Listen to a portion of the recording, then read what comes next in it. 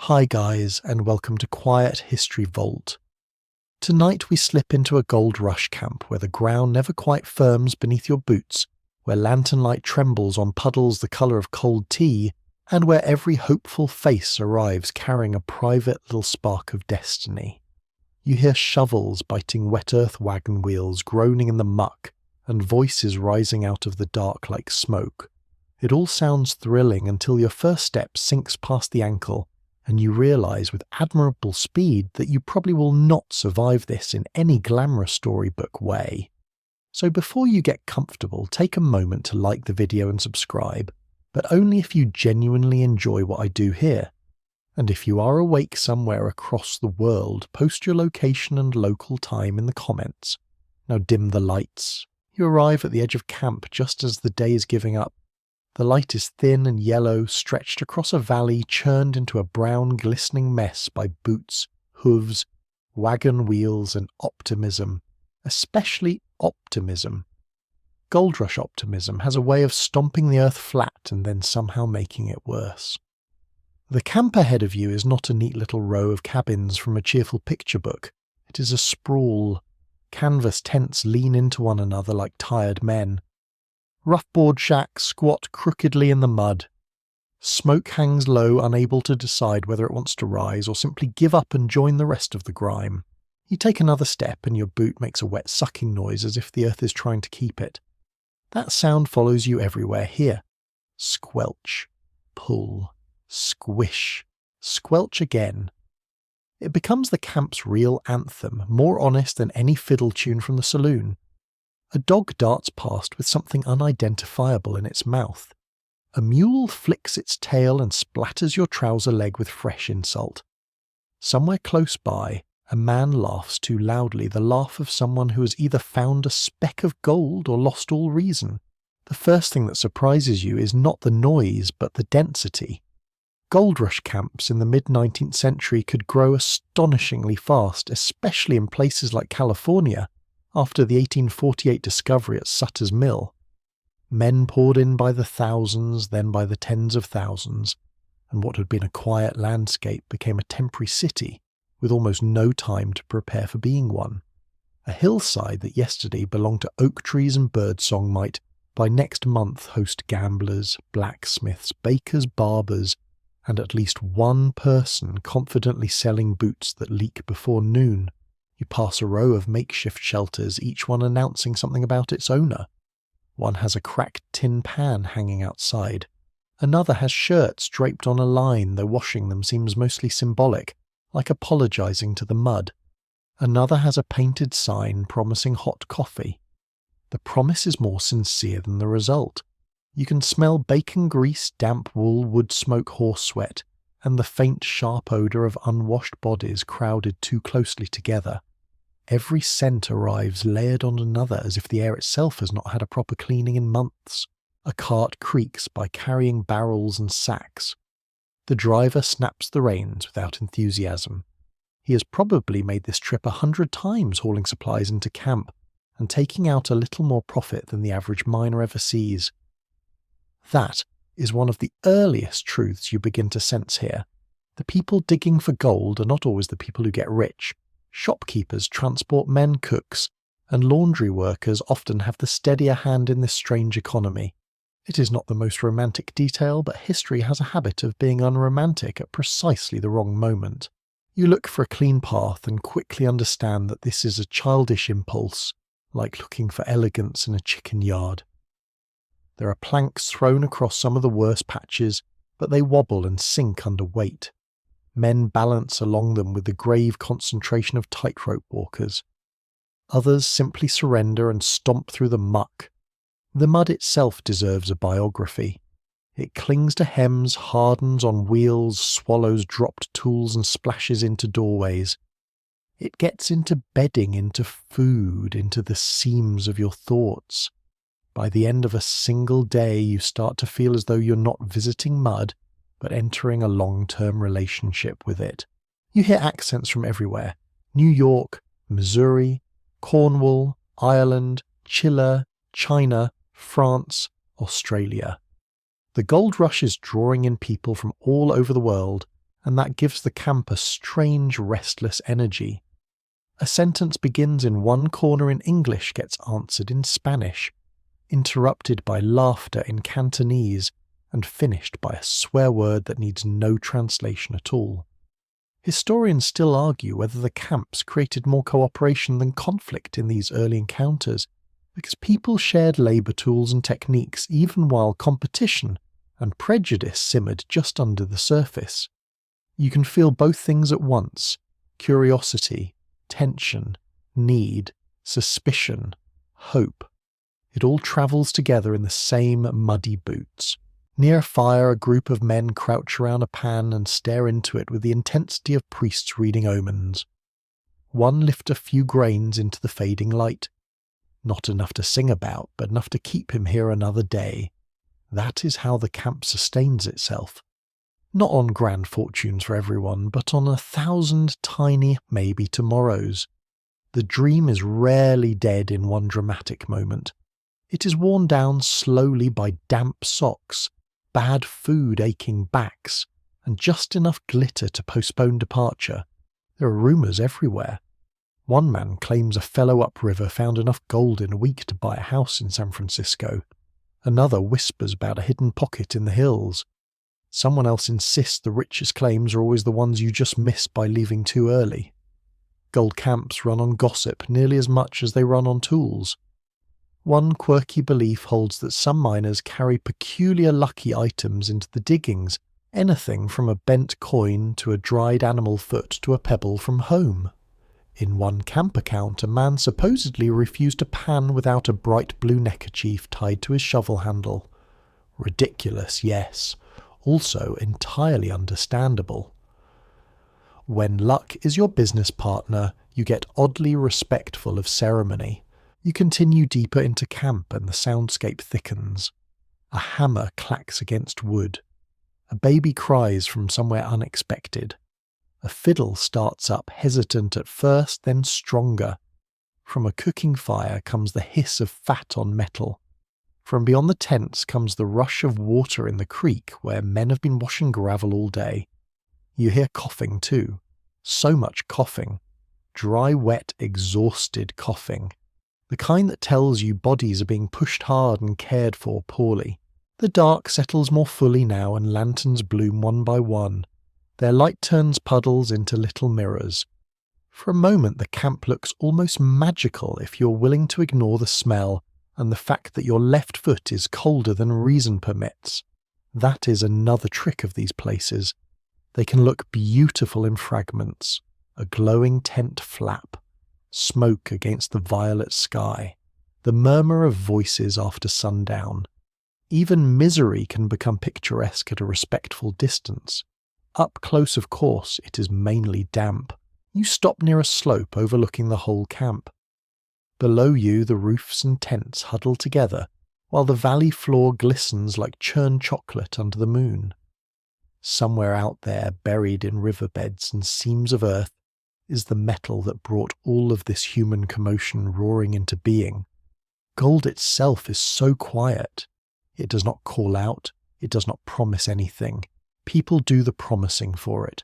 People cross oceans for it, abandon families for it, reinvent themselves for it, and then they arrive here into a settlement of mud and noise and stubborn little fires and try to convince themselves that hardship is just the first chapter of triumph. Sometimes it is, often it is not. Scholars continue to debate how many miners actually improved their lives in any lasting way, because the records show both dazzling success stories and vast numbers of men who left with less than they brought. Standing here with wet cuffs and a nose full of smoke, you suspect the second group may have been rather larger. Still, the camp hums below you with expectation. No one has gone to sleep on certainty. They sleep, if they sleep at all, on possibility. And that is how your first evening in gold country settles around you, not as a tale of heroic adventure, but as a living, sloshing world where fortune and discomfort share the same narrow tent. You breathe in wood smoke, listen to the creek mutter in the dark, and feel the mud tightening around your boots as if it already knows you will not leave easily. You keep going because there is nowhere else to go, and by the time full night has settled over the camp, the question is no longer whether you will sleep well. That fantasy has already wandered off into the trees. The real question is what sort of shelter you can claim before the cold creeps up through your boots and into your bones. Around you men vanish behind flapping canvas, duck into rough plank huts, or simply roll themselves into blankets near a fire and trust fortune with the rest. It is all very enterprising in theory. In practice, it looks like a competition to see who can be damp with the most dignity. You start with the tents because tents are everywhere. They bloom across the camp in pale rows and crooked clusters, patched and repatched, sagging under rope lines and weather stains. Some are proper canvas with enough room to crouch and turn around without insulting your spine. Others are no more than cloth dragged over poles and hope. In the early years of the California gold rush, many miners lived in tents for months on end, especially before sawmills and transport routes could supply enough lumber for more permanent buildings. That is the respectable historical fact. The less glamorous companion fact is that a tent in gold country is really just a polite agreement between you and the rain does not respect contracts. You are offered space inside one by a miner from Ohio whose face is the colour of old leather and whose beard contains apparently a complete archive of camp dust. The entrance is low enough that you stoop like a penitent. Inside, the smell hits first. Wet wool. Smoke that has seeped into everything. Socks attempting retirement. The sharp animal scent of muddy boots lined up near the flap. Your host gestures at a folded blanket and calls it a bed, with the serene confidence of a man who has fully surrendered to conditions. Beneath the blanket lies a mattress of pine boughs and flattened straw. It crackles when you press it. There is no softness here, only texture and compromise. The floor is packed earth, though packed is generous. Earth has a way of becoming mud by evening and clumpy crust by morning. Every footprint remains like an accusation. A dented tin cup sits in one corner beside a frying pan, a Bible with swollen pages and a little pouch tied shut with string. You are briefly touched by the intimacy of these few belongings. A whole life reduced to what can be carried, cooked with, worn or prayed over, and then the tent roof drips on your shoulder, that more than anything introduces you to camp housing. Water is always looking for a way in, through seams, beneath walls, down ropes, along poles. A shelter may appear sturdy in daylight, but after one good storm it starts behaving like a colander with ambitions. Men stuff gaps with spare cloth, clay moss old sacks, whatever they can scavenge. Some smear seams with grease or pitch. Others dig shallow trenches around the outside to redirect rainwater, which works well until the trench fills, the earth softens, and the whole arrangement decides to become a small pond. A man 2 tents over swears by stretching an extra blanket over the roof as an outer skin. Another insists the best defence is laying brush thickly under the bedding so your body stays above the worst of the damp. A quirky camp tidbit says some miners even slept on empty shipping crates when they could find them, preferring the indignity of wooden edges to the certainty of waking in a puddle. It sounds absurd until you look at the ground again and realise the crate has an argument. You step back out and wander farther uphill where the slightly richer or slightly luckier have built shacks. Shack is such a cheerful little word for a structure that appears one sneeze away from collapse. These are made of split boards, scraps of crate timber, pieces of barrel, odd lengths of salvaged wood, and ingenuity sharpened by necessity. Some have real doors hung on leather hinges. Some have windows made from oiled cloth or tiny panes of expensive glass. One has a stovepipe jutting from the roof at a jaunty angle, as if the building itself is trying to look more respectable than it feels. Inside a board hut, the atmosphere is different from the tent. Darker, close smoky. The walls trap heat a little better, which means they also trap the smell of cooked salt pork, damp trousers, and men trying to dry socks over a fire. still compared with canvas wood feels almost luxurious. A bunk built along the wall can raise you off the ground. A shelf can keep your tin plate from being stepped on. A nail can hold your coat clear of the mud. Civilization in camp terms is often just vertical storage, but the wood comes with its own trouble. Boards shrink, gaps open, wind whistles through the cracks. Sparks from the stove can set the whole place into lively discussion with the flames. Fire was one of the great fears of rush camps because buildings stood close together. Roofs were dry in summer, and everyone used candles, pipes, lanterns, and open cooking fires with the sort of casual confidence that suggests no one had yet invented the phrase, "bad idea." Historians still dispute how far miners consciously weighed comfort against fire risk when choosing between tents and cabins, since survival often depended less on preference than on cost terrain and what materials happened to be available that week. You notice too how housing sorts people without ever admitting it. The newest arrivals, the poorest men, the unlucky, the drifters between claims, these are the ones nearest the wettest ground and the noisiest paths. Those with steadier incomes or business profits edge toward higher land, sturdier walls, and a little elbow room. Nothing here is equal except the mud. The mud democratizes magnificently. It splashes everyone. Back in the tent, your host is preparing for the night with a ritual that seems half practical and half prayer. Boots are set upside down on sticks so scorpions or mice cannot enjoy them first. Socks are hung near the lantern. A coat is rolled and made into a pillow. A revolver is tucked near the bedding because theft in camp is no fantasy. Your own sleeping place looks less inviting the longer you study it. The blanket is coarse and carries the faint smell of mildew. The pine beneath it pokes with stern little reminders of the forest it came from. When you lie down, the ground seems to rise in all the wrong places. Your shoulder finds a knot. Your hip discovers a stone. Your feet remain cold with a determination that feels almost personal.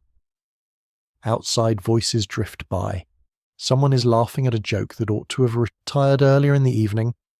A mule snorts. A baby cries again, then quiets. Somewhere a fiddle scrapes out a tune so gently that for a moment the camp feels almost tender. Then the wind shifts, the tent wall flaps, and a line of cold air slips down the back of your neck. Sleep here is never just sleep. It is negotiation. You bargain with the cold, with the noise, with lice, with dampness, with the man beside you who snores like a sawmill arguing with a bear. Bedbugs were a frequent complaint in frontier lodgings and mining camps, especially where blankets were shared, reused, or bought second-hand. Fleas joined the party when animals, people, and bedding all lived close together. There is no graceful way to say this. Night in camp is crowded, itchy, and unromantic. You scratch your wrist and try not to think about it. Scholars continue to debate how much domestic order miners themselves created in these early camps before women and families arrived in larger numbers. Some diaries describe men becoming surprisingly tidy in groups, establishing routines for sweeping floors, cooking, and mending. Other accounts make camp life sound like a long argument between clutter and fatigue. Looking around this tent, you suspect the truth lies somewhere in between. People are adaptable, but only up to the point where the roof starts dripping into the frying pan. Your host tells you in a voice already softening towards sleep that some men never bother improving their shelter because they are sure they will strike it rich within days and move on. That belief can last astonishingly long. Others build shelves, bunks, even tiny porches as if willing the camp to become home by slow carpentry. Both kinds of men are listening to the same rain. Both are lying on roughly the same earth. One dreams of leaving. The other perhaps more bravely tries to live. The lantern grows dimmer. Canvas glows amber then brown. Outside footsteps splash past then fade. Inside the smell of wet wool settles low and familiar. You pull the blanket closer, feel the hard outline of the world beneath you, and realize that in a gold rush camp the roof over your head is never simply a roof. It is daily argument against weather-filth loneliness and the creeping suspicion that mud is the only permanent resident here. Morning arrives without elegance. No rosy glow, no bird song worthy of poetry, no heroic sense that you are beginning a noble day in pursuit of fortune. Instead, you wake to canvas snapping a cough from somewhere too close to your ear, and the slow, miserable realization that your boots are still damp. The blanket has shifted in the night, the air has turned sharp, and the earth beneath you feels as if it has spent the last several hours practicing new ways to be uncomfortable. When you crawl out into the pale light, the camp greets you not with inspiration but with mud. Again. Always mud. Now you see the streets, or what passes for streets. In theory, they are paths between tents, shacks, supply wagons, cook fires and claims.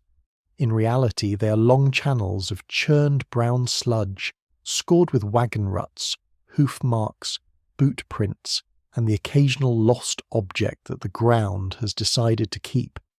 You stand for a moment and consider your route with the solemnity of a general studying a battlefield. A battlefield, incidentally, where the enemy is soft, sticky, and absolutely determined to ruin your trousers. Gold Rush camps often grew so quickly that proper planning never caught up with the influx of people. There were no careful street grids at first in many mining settlements, just tracks worn by movement and necessity.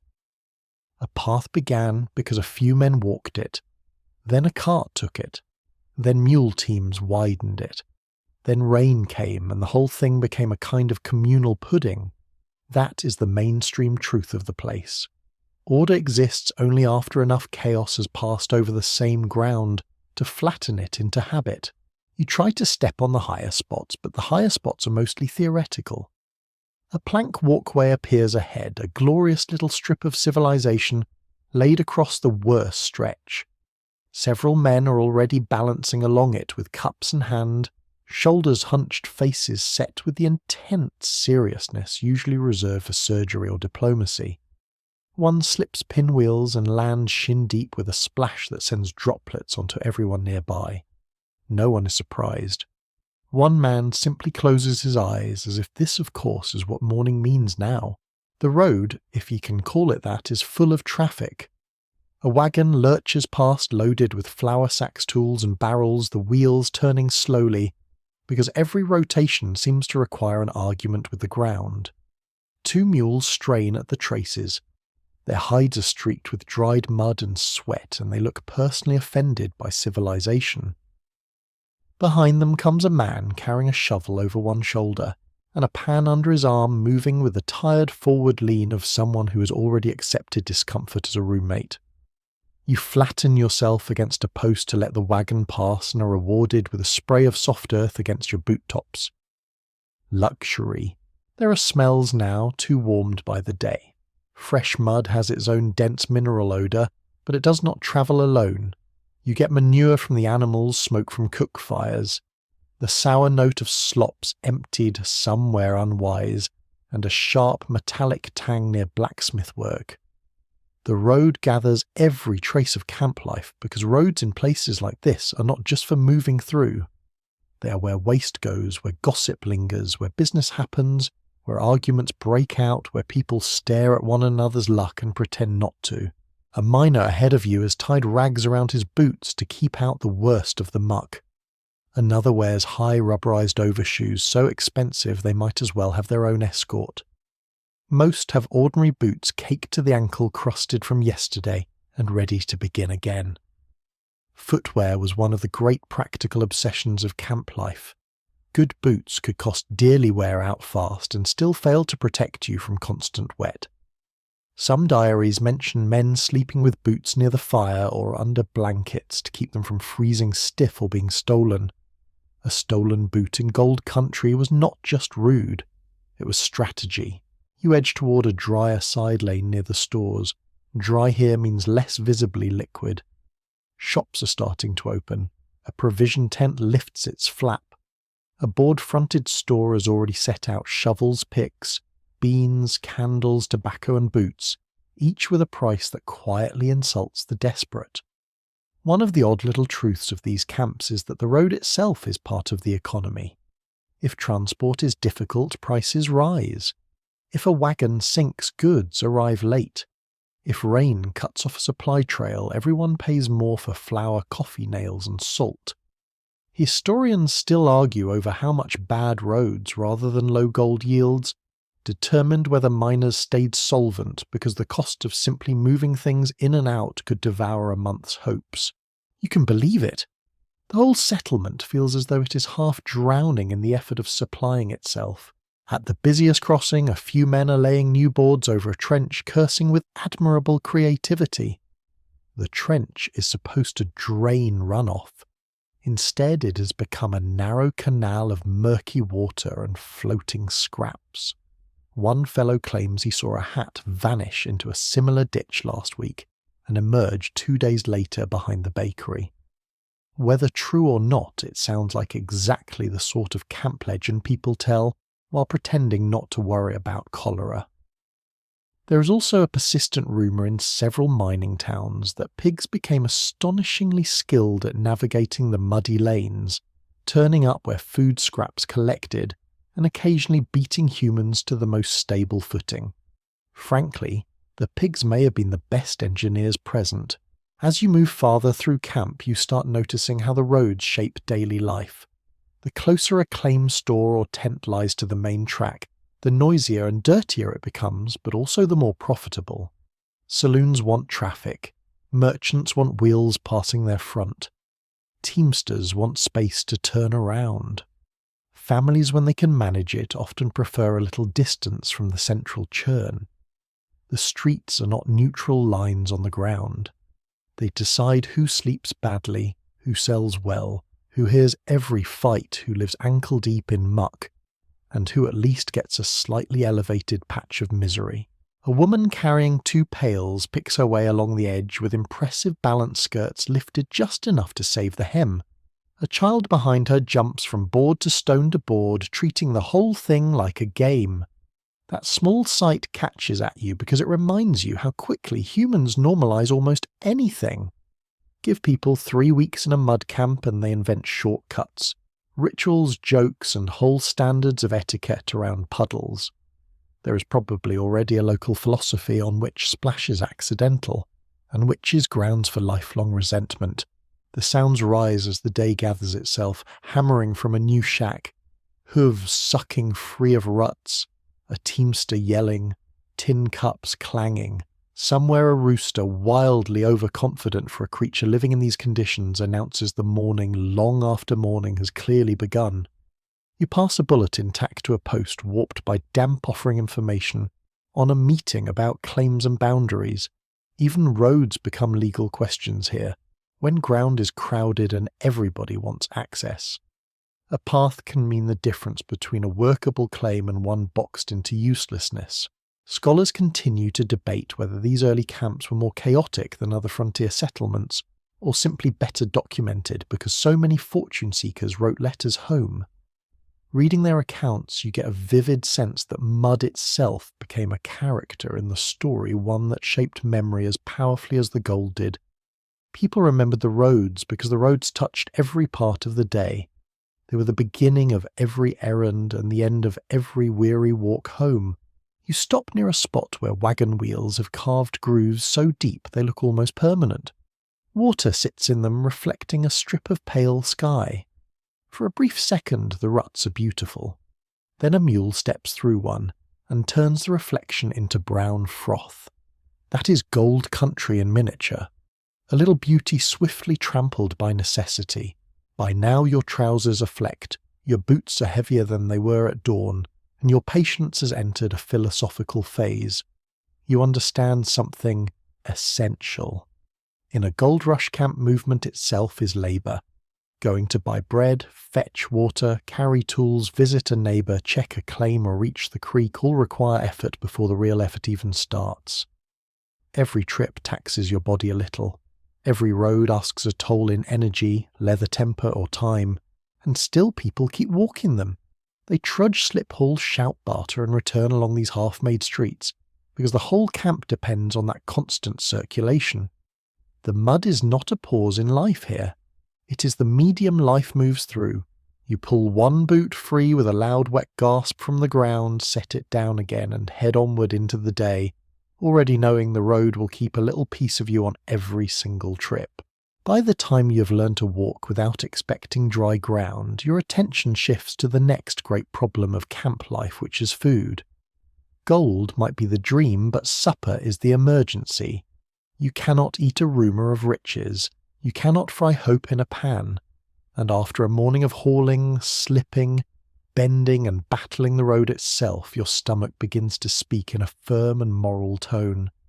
It wants something hot, solid, and preferably not mysterious. Gold Rush camps with perfect frontier generosity offer you something salty expensive and often faintly suspicious. You head toward the cook tents first because smoke and hunger have a magnetic relationship. A few rough-eating places have already drawn lines. Men stand with hats pushed back, cups in hand, faces grey with appetite. Inside one canvas kitchen, a cook works over a griddle, blackened by constant use. He flips flapjacks with a speed that suggests either experience or desperation. Nearby a pot steams, giving off the deep, sturdy smell of beans. That smell is almost beautiful. Beans-bread coffee and salted meat form the backbone of many miners' diets, not because they were loved, but because they kept travelled and filled. Salt pork in particular appears again and again in camp accounts, usually with the reluctant respect one gives an old enemy. You manage to buy a plate. It arrives with beans, a hunk of bread that looks as though it resents being touched, and a strip of pork so salty it could preserve a shipwreck. You take a bite anyway. Hunger can flatter nearly any meal. The beans are smoky and soft, the bread dense enough to patch a wall, and the pork determined to dehydrate you from the inside. Around you, no one is dining. They are refueling. Elbows move. Tin forks scrape. Cups knock against tables made from barrels and planks. Conversation pauses while men deal with the immediate seriousness of feeding themselves. Food in gold country was notoriously expensive, especially in the early California rush, when supply routes were strained and demand exploded. Ordinary goods could cost several times what they might elsewhere. Eggs, butter, flour, and fresh vegetables became luxuries in many camps. One observer complained that a meal could consume a shocking part of a miner's daily earnings, assuming he had earnings that day at all. That is the grand practical joke of the rush. Even if you find a little gold, the camp is waiting to take it back from you one spoonful at a time. You notice the absence as much as the presence. There is little green on the table, little freshness, little tenderness. No neat salad, no fragrant orchard fruit, no cheerful basket of vegetables washed clean and arranged for your moral improvement. What you get is portable, preservable, friable, or boilable. Hard bread appears in several moods ranging from stale to punitive. Dried beans are dependable if slow. Rice turns up when trade allows. Flour, when available, becomes biscuits, pancakes, dumplings, gravy, thickener, or whatever else can be coaxed from it by someone with a pan and a stubborn soul. A man at the next table cuts into a pie with reverence. Not because the pie is exceptional, though it may well be, but because it contains apples. Actual apples. Men glance at it the way people glance at treasure. Fresh produce did reach camps from nearby farms or by wagon, but not reliably and not cheaply. A crisp apple in a mining camp could feel almost indecently luxurious, like wearing perfume in a trench. One odd little note from camp life is the near-celebrity status of certain cooks. A woman or man who could reliably bake decent bread or produce tolerable stew might become locally famous, spoken of in tones usually reserved for magistrates and miracle workers. Some establishments advertised not simply meals but home cooking, which in a place like this was less a menu description than a psychological operation. The phrase promised comfort memory, and the possibility that somewhere beneath all this grime civilization had not entirely packed up and fled. You finish a plate and remain hungry in that old frontier way where food sits in the stomach but never quite settles the spirit. So you try the market lane. There under awnings and flaps, merchants display sacks of flour, smoked fish, pickled items in cloudy jars, wheels of cheese onions and precious coffee. Prices are recited without shame. You find yourself staring at a small basket of potatoes as if they are jewellery. A merchant notices and names a figure that would make a city clerk sit down abruptly. Transportation is part of the answer. Profit is another. But there is also the simple arithmetic of need. Hungry people pay. Not everyone buys meals. Many miners cook in small groups to cut costs. Shared mess arrangements are common because it's cheaper to pool supplies. Take turns cooking and hope someone among you understands heat. This produces mixed results. Some camps manage cheerful routine beans set to soak bread, mixed at dawn, coffee boiled black enough to remove paint. Other groups produce dinners that seem less prepared than negotiated. Burnt mush, half-cooked pork gritty gravy bread with the emotional profile of roof tile. You can smell these experiments all through the camp by late afternoon. A fellow invites you to inspect his skillet strategy, and against your better judgment you do. He proudly demonstrates how to fry dough in bacon grease until it becomes something he calls miner's bread. It emerges golden at the edges and raw in the centre, which he regards as a sign of authenticity. Another swears by a stew composed mainly of beans, salt pork, onion, and whatever he can persuade someone to trade. The pot has reportedly been kept going for days with fresh additions. There is a heroic quality to that idea, though not necessarily a hygienic one. There is disagreement among researchers about how often miners actually ate well because the evidence is uneven. Some diaries describe periods of plenty, especially in richer or more established camps with nearby farms and regular transport. Others present a dreary parade of greasy meat, coffee, and disappointment. The truth likely shifted with season, location, luck, and personal organisation. A careful, sociable man near a good supply line might eat tolerably. A solitary drifter on a poor claim might dine as if pursued by punishment. You pass one fire where 3 men are arguing over coffee grounds. One insists they can be boiled again. Another says that way lies bitterness. The third, looking haunted and under-caffeinated, says bitterness is already present in the room and would simply like a cup. Coffee, when you can get it, is central to camp morale. Weak, burnt, or muddy, it hardly matters. It is warmth. It is routine. It is one of the last barriers between a miner and open despair before breakfast. Then there is the bakery if your camp is fortunate enough to have one. A proper baker can alter the emotional weather of a settlement. Warm bread drifting into a muddy street does more for collective hope than a dozen speeches. Men line up with coins, ready, trying to look casual and failing. One loaf under your arm makes the whole world seem briefly manageable. Some camps even developed a fierce local pride over their bread, with rival establishments competing for customers through crust texture and loaf size. Frontier snobbery finds a way. A curious camp belief held that certain foods improved luck at the diggings.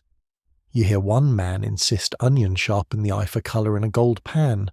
Another claims salt fish before dawn brings a rich day, though his face suggests a long history of disappointment. Whether anyone truly believed these things is another matter. But in places ruled by uncertainty, people lace daily habits with little charms. It is easier to fry superstition beside the beans than to admit how much depends on chance. You linger near the fire as evening gathers and listen to the camp settle into its nightly chewing, sipping and complaining. Somewhere stew bubbles, somewhere biscuits burn, somewhere a man pays too much for a pie because it reminds him of home. Food here is never just nutrition. It is labour, memory, status, comfort argument and mathematics. It reveals who has money, who has company, who has planning, and who is living one muddy hour at a time, And as the smell of salt pork drifts through the smoke once more, you understand that hunger in a gold rush camp is not dramatic in the way stories prefer. It is constant, practical, wearing. It sits behind every decision. What to buy, what to share, whether to work one more hour, whether to save your dust, whether to risk a better meal tomorrow. You tear off another piece of coarse bread chew slowly, and feel the camp around you doing exactly the same thing, trying to turn hard ground, hard luck and hard food into one more survivable day. Food leaves its own problems behind, and one of them is thirst. After salt pork, smoky beans, dusty bread, and half a day spent hauling yourself through roads that behave like soup, your mouth begins to feel lined with wool. You start thinking less about gold and more about liquid. Clean, cool, harmless liquid. This is a touching fantasy. In a gold rush camp, finding something safe to drink can feel like a separate profession, one with poor pay and even poorer odds. You head first toward the creek, because that is where everyone's eye goes. Water glints, moves, speaks softly over stones, and from a distance still carries all the old promises of nature. The problem is that a mining creek is never just a creek anymore. Men are standing in it, shoveling gravel, washing dirt through pans, stirring up silt, muddying the current with every hopeful motion. Upstream, someone may be bathing a shirt. Somewhere else, a mule is drinking. Further along, another man is rinsing tools, boots, or something you would rather not inspect too closely. The stream is busy, industrious, social. It is no longer innocent. In many mining regions, water sources were quickly strained by the sheer number of people crowding into camp. Rivers and creeks that once served a scattering of ranches or indigenous communities suddenly had to supply thousands of thirsty miners, cooks, animals, laundresses, teamsters, gamblers, and merchants. That basic fact sits behind an enormous share of camp misery. Water was everywhere in appearance and uncertain in quality. You could hear it, see it trudge through it, curse it in the road, and still not trust a cupful of it. A man kneeling on the bank fills a tin dipper and drinks without hesitation. Another watches him with the calm expression of someone who has made peace with consequences. You crouch, look at the current, and see a pale cloud of suspended earth rolling past. The surface catches the morning light beautifully, which is frankly manipulative. Water in camps often looked more wholesome than it was.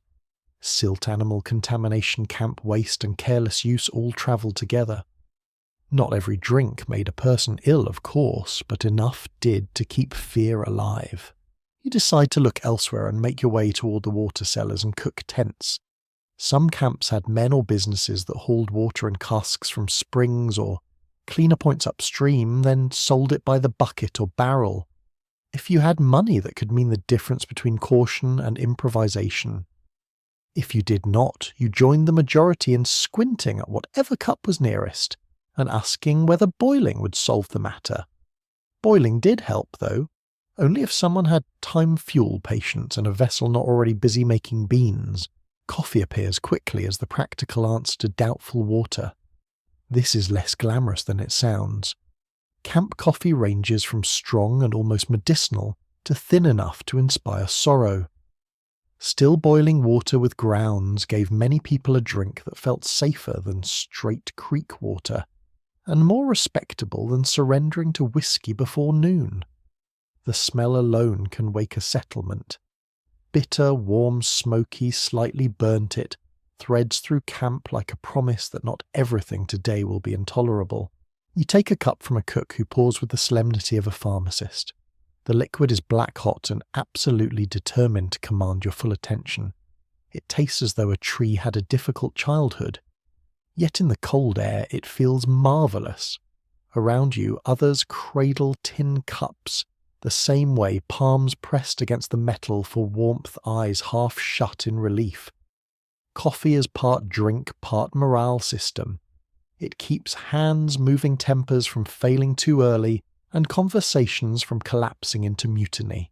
Then there is whiskey, which in camp life is never far away. Some men drink it for celebration, some for loneliness, some because it is offered, some because everything hurts, and some because a saloon lamp glowing through the mud at dusk can make bad decisions feel almost architectural. Alcohol was common in mining settlements, and saloons multiplied quickly because they sold comfort in a portable form. The trouble is that camp whiskey was not always what a gentle modern person would wish it to be. Frontier liquor could be watered, stretched, flavoured, adulterated, or disguised by merchants whose conscience had packed a smaller bag than their stock. You hear stories immediately. One says a local batch was so rough it could strip wagon paint. Another claims a bartender improved colour with burnt sugar and honesty with none at all. There are period accounts of liquor being mixed with astonishing ingredients to bulk it out or sharpen its kick. Though camp rumour certainly improved many such tales with each retelling, still the underlying truth is plain enough. When demand is high, oversight is thin, and thirst is constant quality, becomes a philosophical issue rather than a guarantee. One curious tidbit drifts your way from a pair of teamsters near a barrel. They insist there were camps where men nicknamed especially harsh whiskey coffin varnish or tarantula juice labels that are either deeply funny or deeply alarming depending on how recently you've eaten. One of them swears a fellow once used cheap liquor to clean grease from a shovel head, before deciding it was still good enough to drink. You would like to reject this story as nonsense. The difficulty is that the camp does not encourage confidence. Still not everyone is soaking their sorrows in a tin cup. Some miners are careful. Some know exactly how quickly bad water or strong drink can wreck a week's labour. A man with a steady claim, a disciplined temper and an eye on the future may limit himself to coffee tea if he can get it and boiled water when possible. Another with a run of bad luck may slide into the saloon every evening and explain to himself with touching sincerity that tomorrow will be different. Camp life amplifies habit. That applies to thirst as much as anything else. There remains a lively dispute among historians over whether alcohol was as socially dominant in mining camps as later folklore suggests. Popular memory loves the roaring saloon, the swinging doors, the poker tables, the dramatic collapse into song. Yet letters and ledgers also show plenty of sober routine, especially among workers who knew a hangover could cost them a full day's earnings. The camp certainly drinks, but it also calculates. Even pleasure is measured against effort price and the miserable reality of getting out of bed in wet boots. You pass a barrel outside a store marked drinking water in ambitious lettering. Men line up with cups, kettles and pails. No one asks too many questions about the source, which feels wise in one sense and alarming in another. Nearby, a woman boils water over a small stove before letting it cool for children. That careful act stands out because it is slow, deliberate, and almost tender in a place where so much is rushed or rough. You realise hydration here is not a simple matter of reaching and drinking. It is a chain of labour. Someone hauls, someone boils, someone pays, someone risks. By afternoon, the dry taste of dust and old salt is back in your mouth, and you begin to understand why so many camp decisions orbit around a cup. Where do you fill it? What can you trust? What can you afford? Which poison is only unpleasant, and which one is likely to interrupt your plans more dramatically? It is a low, practical kind of anxiety, but one that follows you everywhere. As evening nears, the saloons brighten. Lamps glow through stained windows and tent flaps. Laughter spills out along with fiddle music argument, and the warm yeasty scent of beer where beer can be had. Men drift that way for fellowship, oblivion news, or merely shelter from the cold. Others stay by the fire with coffee dark as mud and far more dependable. You stand between those choices for a moment, tin cup warming your hands, and feel the whole camp balanced on the edge of thirst and judgment. Water, coffee, whiskey. Mud outside, smoke above uncertainty in every barrel. That is the rhythm of drinking in gold country. Nothing is simple, not even a swallow. You raise the cup once more and taste heat, bitterness and relief, which in a place like this is close enough to luxury. By now you have learned that nearly everything in camp gets dirty faster than seems physically necessary. The road dirties you. The smoke dirties you. The tents breathe dust when dry and mildew when wet. The food leaves grease on your fingers, the creek leaves grit on your skin, and the work leaves a fine brown film across your wrists, neck and face, as though the whole landscape has decided to sign its name on you. Naturally, this leads to the question of washing. Not elegant bathing with folded towels and a waiting basin, but the more frontier version of the problem, which is how to stop smelling like a tired shovel. The short answer is that you usually do not. Not properly, not often. You wipe, rinse, splash, scrub at cuffs, shake out socks and make grand moral promises about a fuller wash tomorrow. Then tomorrow arrives carrying mud, cold water fatigue and other opinions. In mining camps, personal cleanliness often dropped far down the ladder of priorities, not because people enjoyed grime, but because time fueled privacy, warm water, spare clothing and simple energy were all in limited supply. When your daylight hours are aimed at earning panning, hauling, or not slipping into a ditch, the idea of a luxurious wash can feel almost aristocratic. You begin with your hands because they are impossible to ignore. Dirt collects beneath the nails in dark crescents. Fine grit settles in every crease of the knuckles.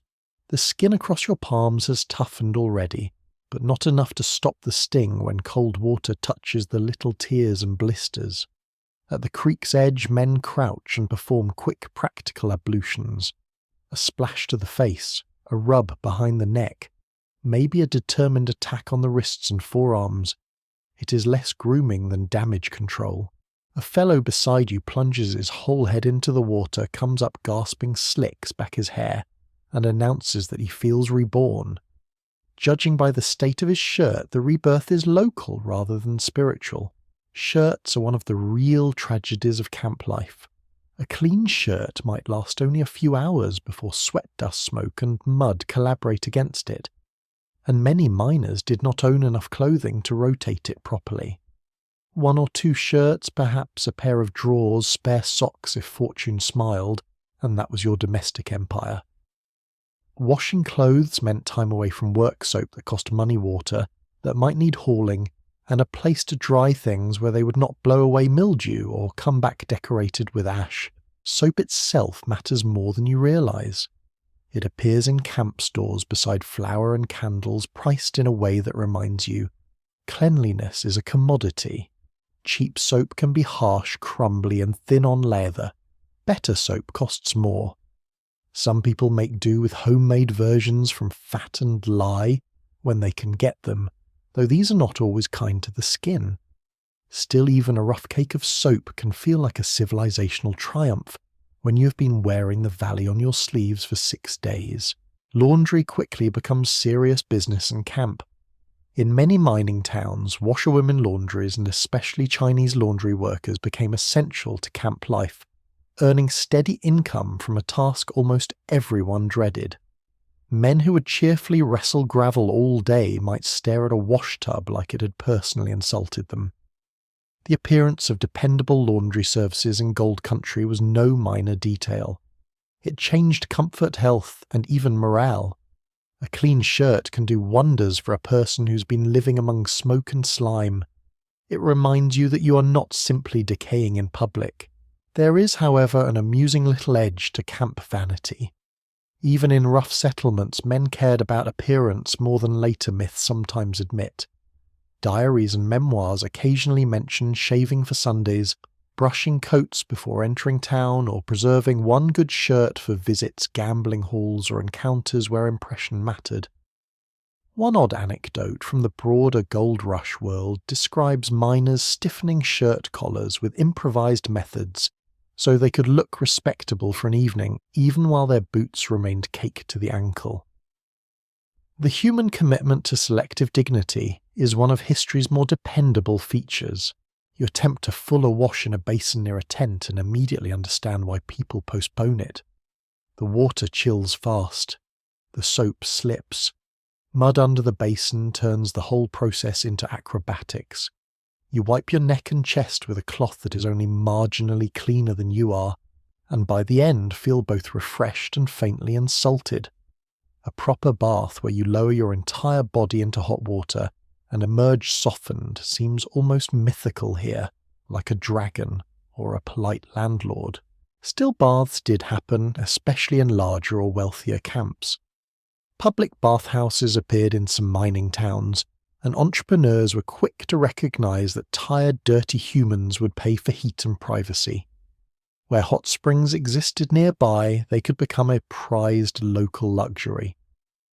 But for many miners in rougher camps, bathing remained occasional, partial, and heavily dependent on season. Summer encouraged creek washing. Winter discouraged nearly everything except survival.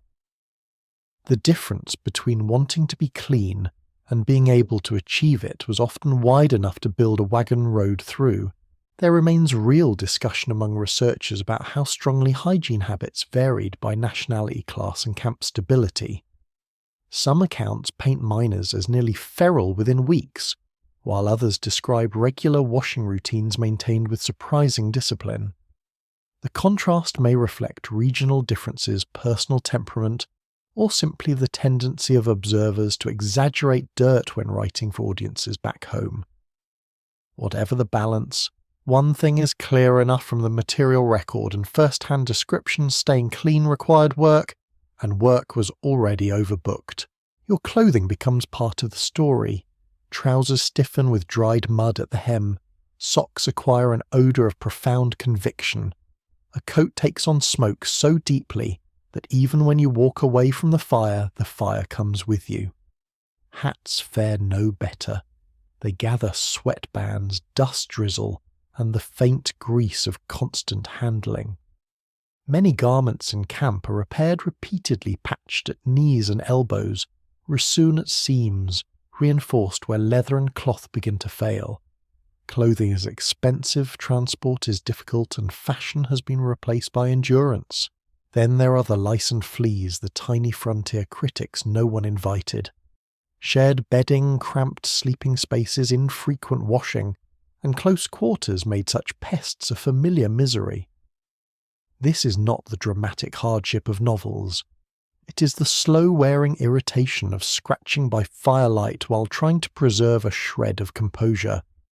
You hear men joke about it because the alternative is to howl.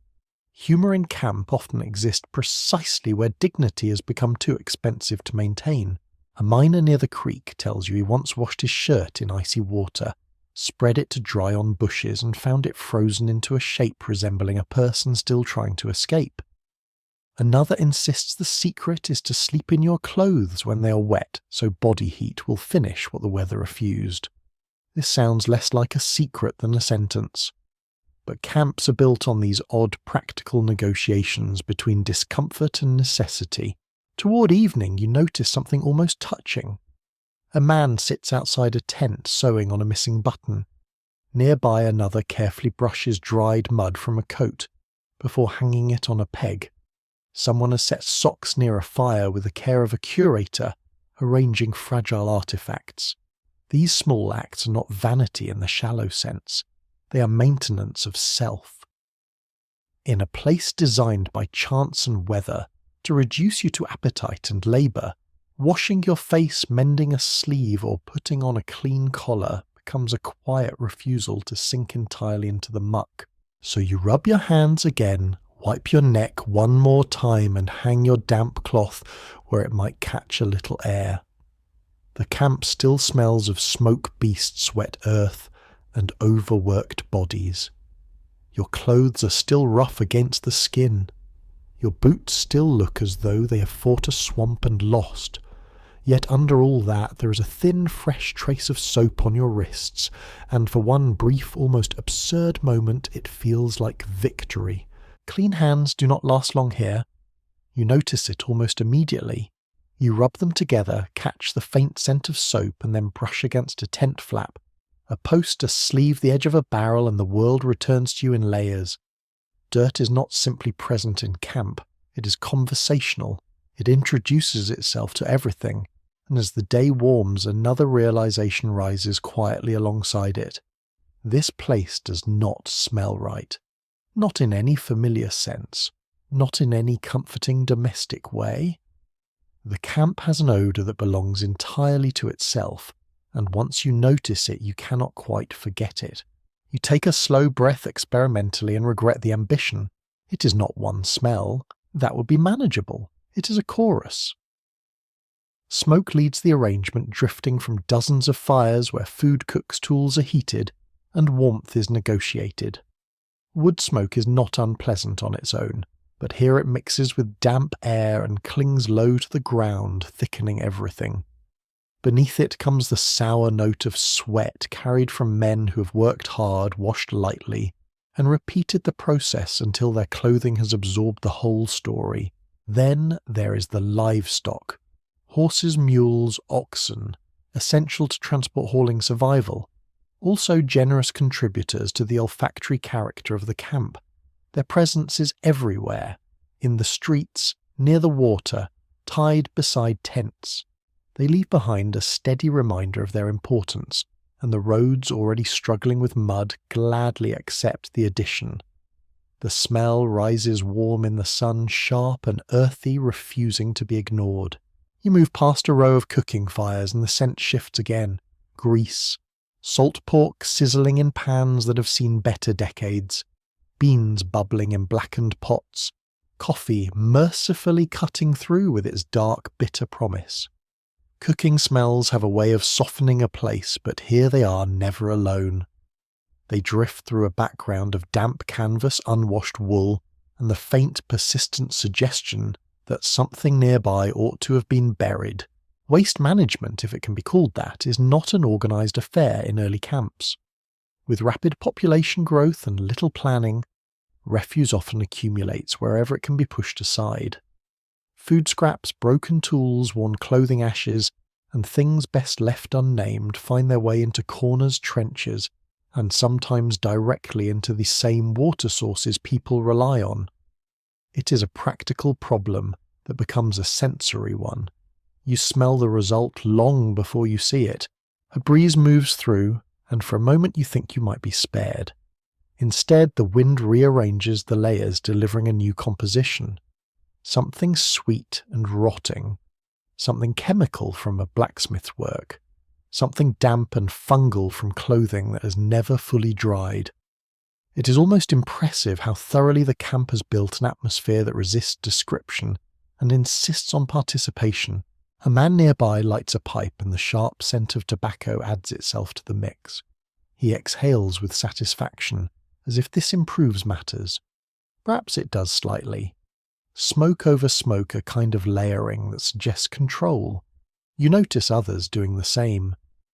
Pipe cigars, even makeshift cigarettes. Tobacco becomes both habit and coping mechanism, a way to assert a preferred smell over the unavoidable ones. There is a curious detail noted in some accounts of mining camps where people grew so accustomed to the odours that they stopped noticing them altogether after a time. Visitors, however, recorded the experience vividly often, with a mixture of horror and reluctant fascination. It raises an interesting question that researchers continue to discuss. Did long-term residents truly become indifferent to the smell, or did they simply adapt their expectations of what normal air should be? You suspect it is the latter. Humans are remarkably flexible when reality refuses to negotiate. You pass near a makeshift butcher's area and the air grows heavier. Meat hangs cut and salted flies gathering with professional interest. The scent here is stronger, more direct. It speaks of survival without decoration. A man waves a cloth lazily, not to remove the flies, but to maintain the illusion that he might. You move on quickly, not out of delicacy, but because your nose has reached its daily quota of adventure. Further along you find a quieter stretch near the edge of camp where the smells thin just enough to notice individual elements again. Damp earth, pine from nearby trees, a hint of clean water somewhere upstream. It is almost peaceful. Almost. Then someone walks past carrying a bucket and the illusion folds neatly away. It becomes clear that smell in this place is not merely a background detail. It is information. It tells you where food is cooking, where animals are kept, where waste is gathered, where people sleep, where something is wrong. You learn to read it the way you read footprints or the sound of voices. A sudden sharpness in the air might warn of something spilled or spoiled. A thick, sweet rot might suggest a neglected corner of camp. A clean, rare breath might point toward higher ground or fresher water. There's also a social dimension to it. People notice each other, not always kindly. A man who manages to keep himself slightly cleaner, slightly less pungent, might carry a subtle advantage in trade or conversation. Another who smells too strongly of drink or neglect might find doors closing quietly. It is not formal, no one writes rules about it. But in a place where everyone lives close, the nose becomes a kind of silent judge.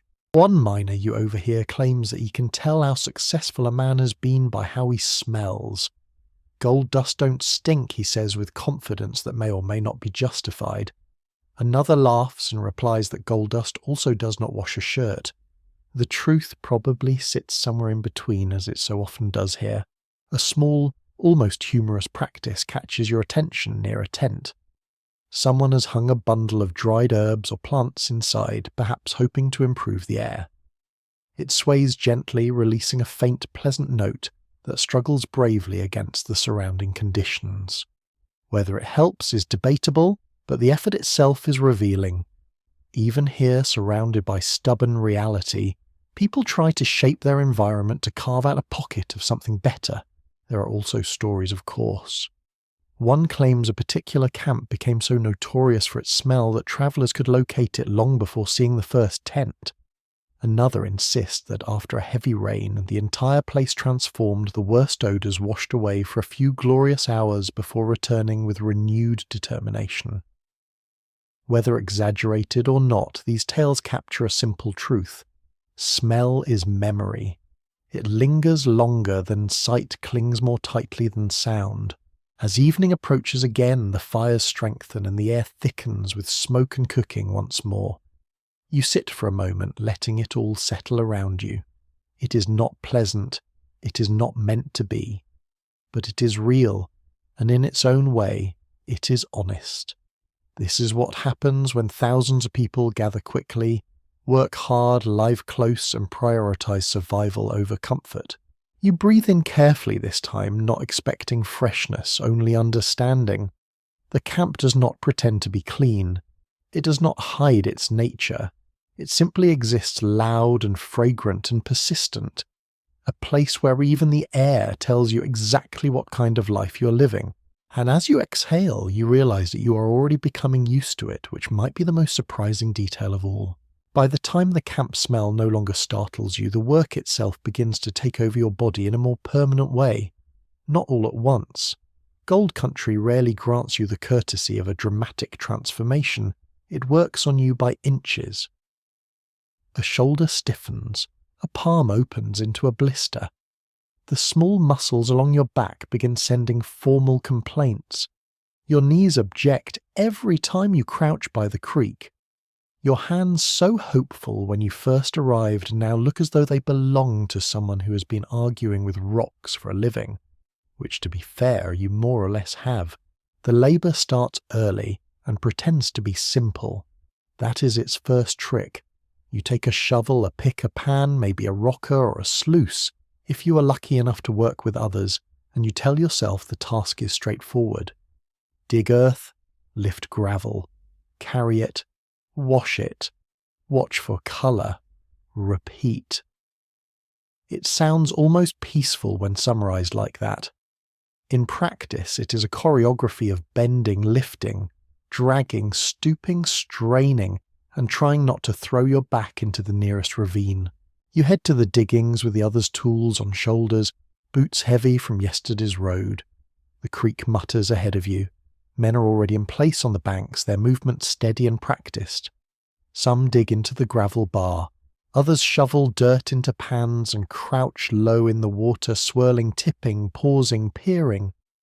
The motion is repetitive, hypnotic, nearly graceful from a distance.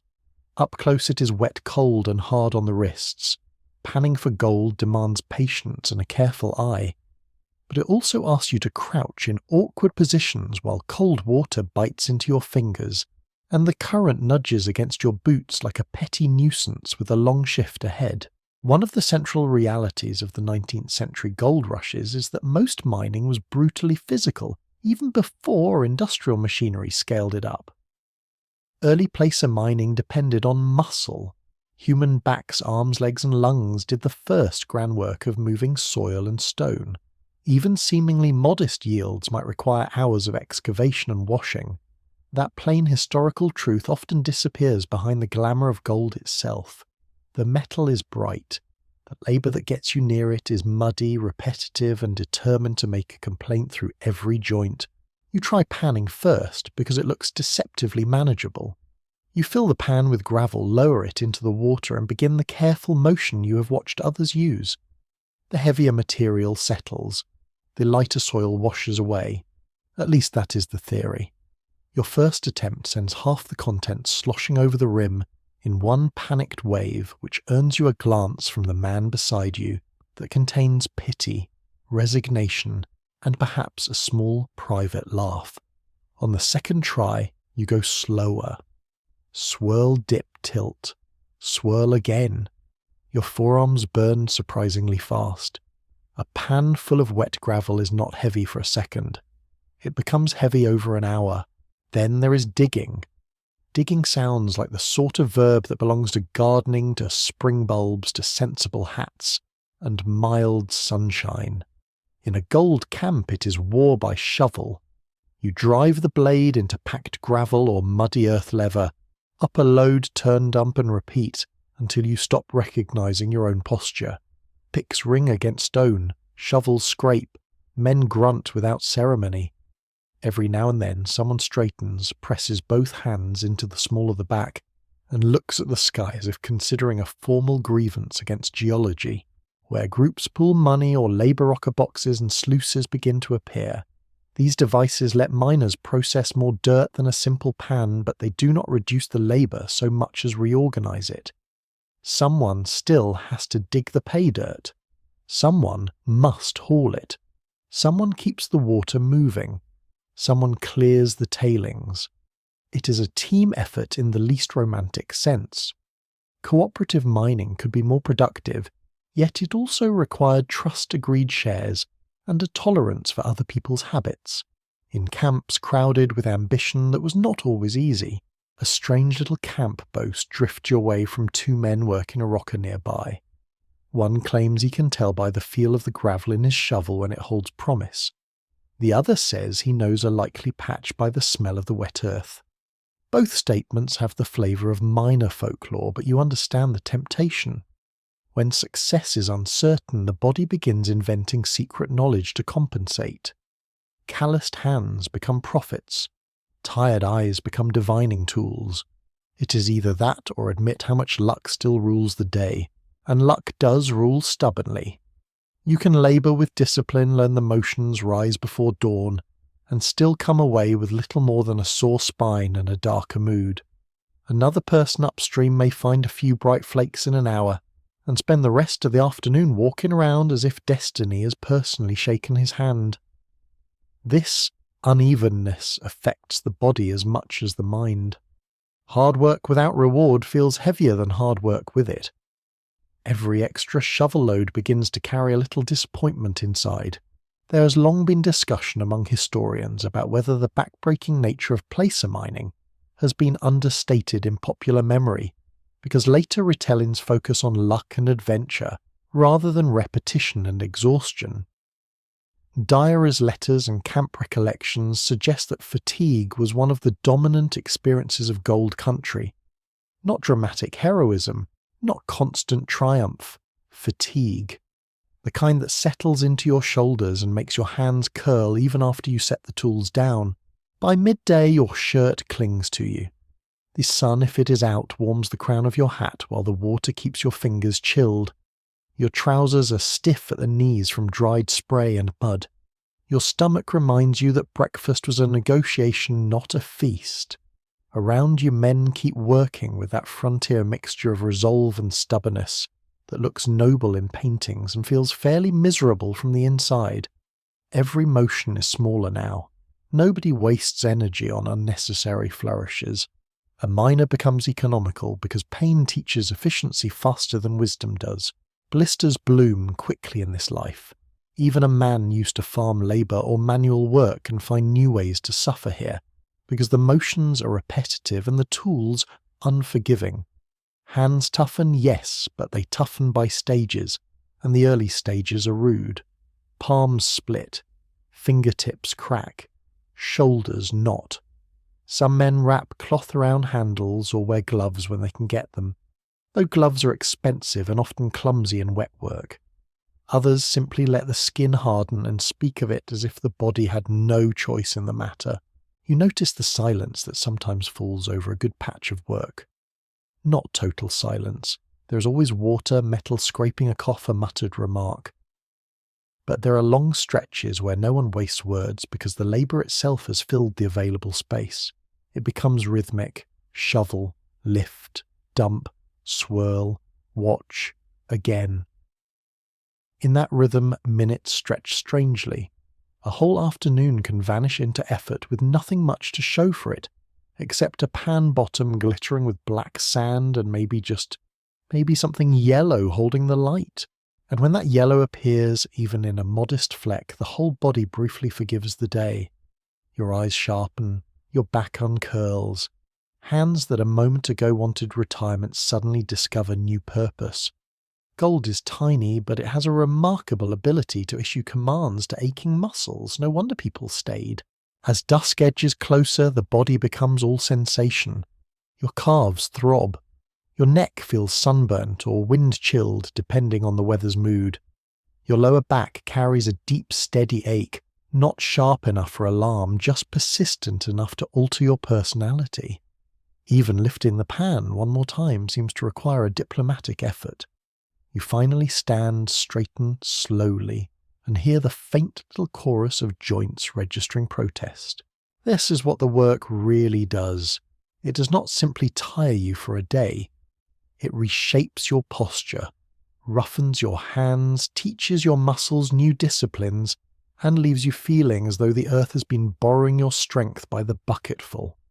The stories later may dwell on nuggets, lucky strikes, and shining dust in a pouch. But here at the water's edge, with damp cuffs and trembling forearms, you understand something more fundamental. Gold country is built first on bodies. On all this bending and hauling and sifting and pain, the glitter comes later if it comes at all, so you shoulder your tools once more and turn back toward camp carrying not wealth, but the day itself, in your arms, your back, your hands, and the slow, heavy gait of someone who has learned that even hope can leave you sore. When you return from the diggings with your shoulders humming and your boots carrying half the creek home with them, you begin to notice a change in the camp itself. At first it is subtle, a line of washing strung with more care than a bachelor would usually bother with. A child's voice where yesterday there had only been shovel noise. A door curtain pinned neatly back. A pot of something simmering not merely to fill bellies, but to taste decent. These details gather slowly, but once you see them, you cannot unsee them. The camp is not made only of solitary men clawing at the earth. Women are here too, children as well, families, widows, cooks, washerwomen, boarding house keepers, traders, entertainers, healers, and people simply trying to live inside a place that was designed more or less accidentally for chaos.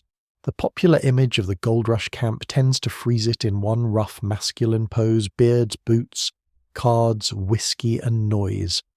That picture contains truth, certainly, but it leaves out a great deal.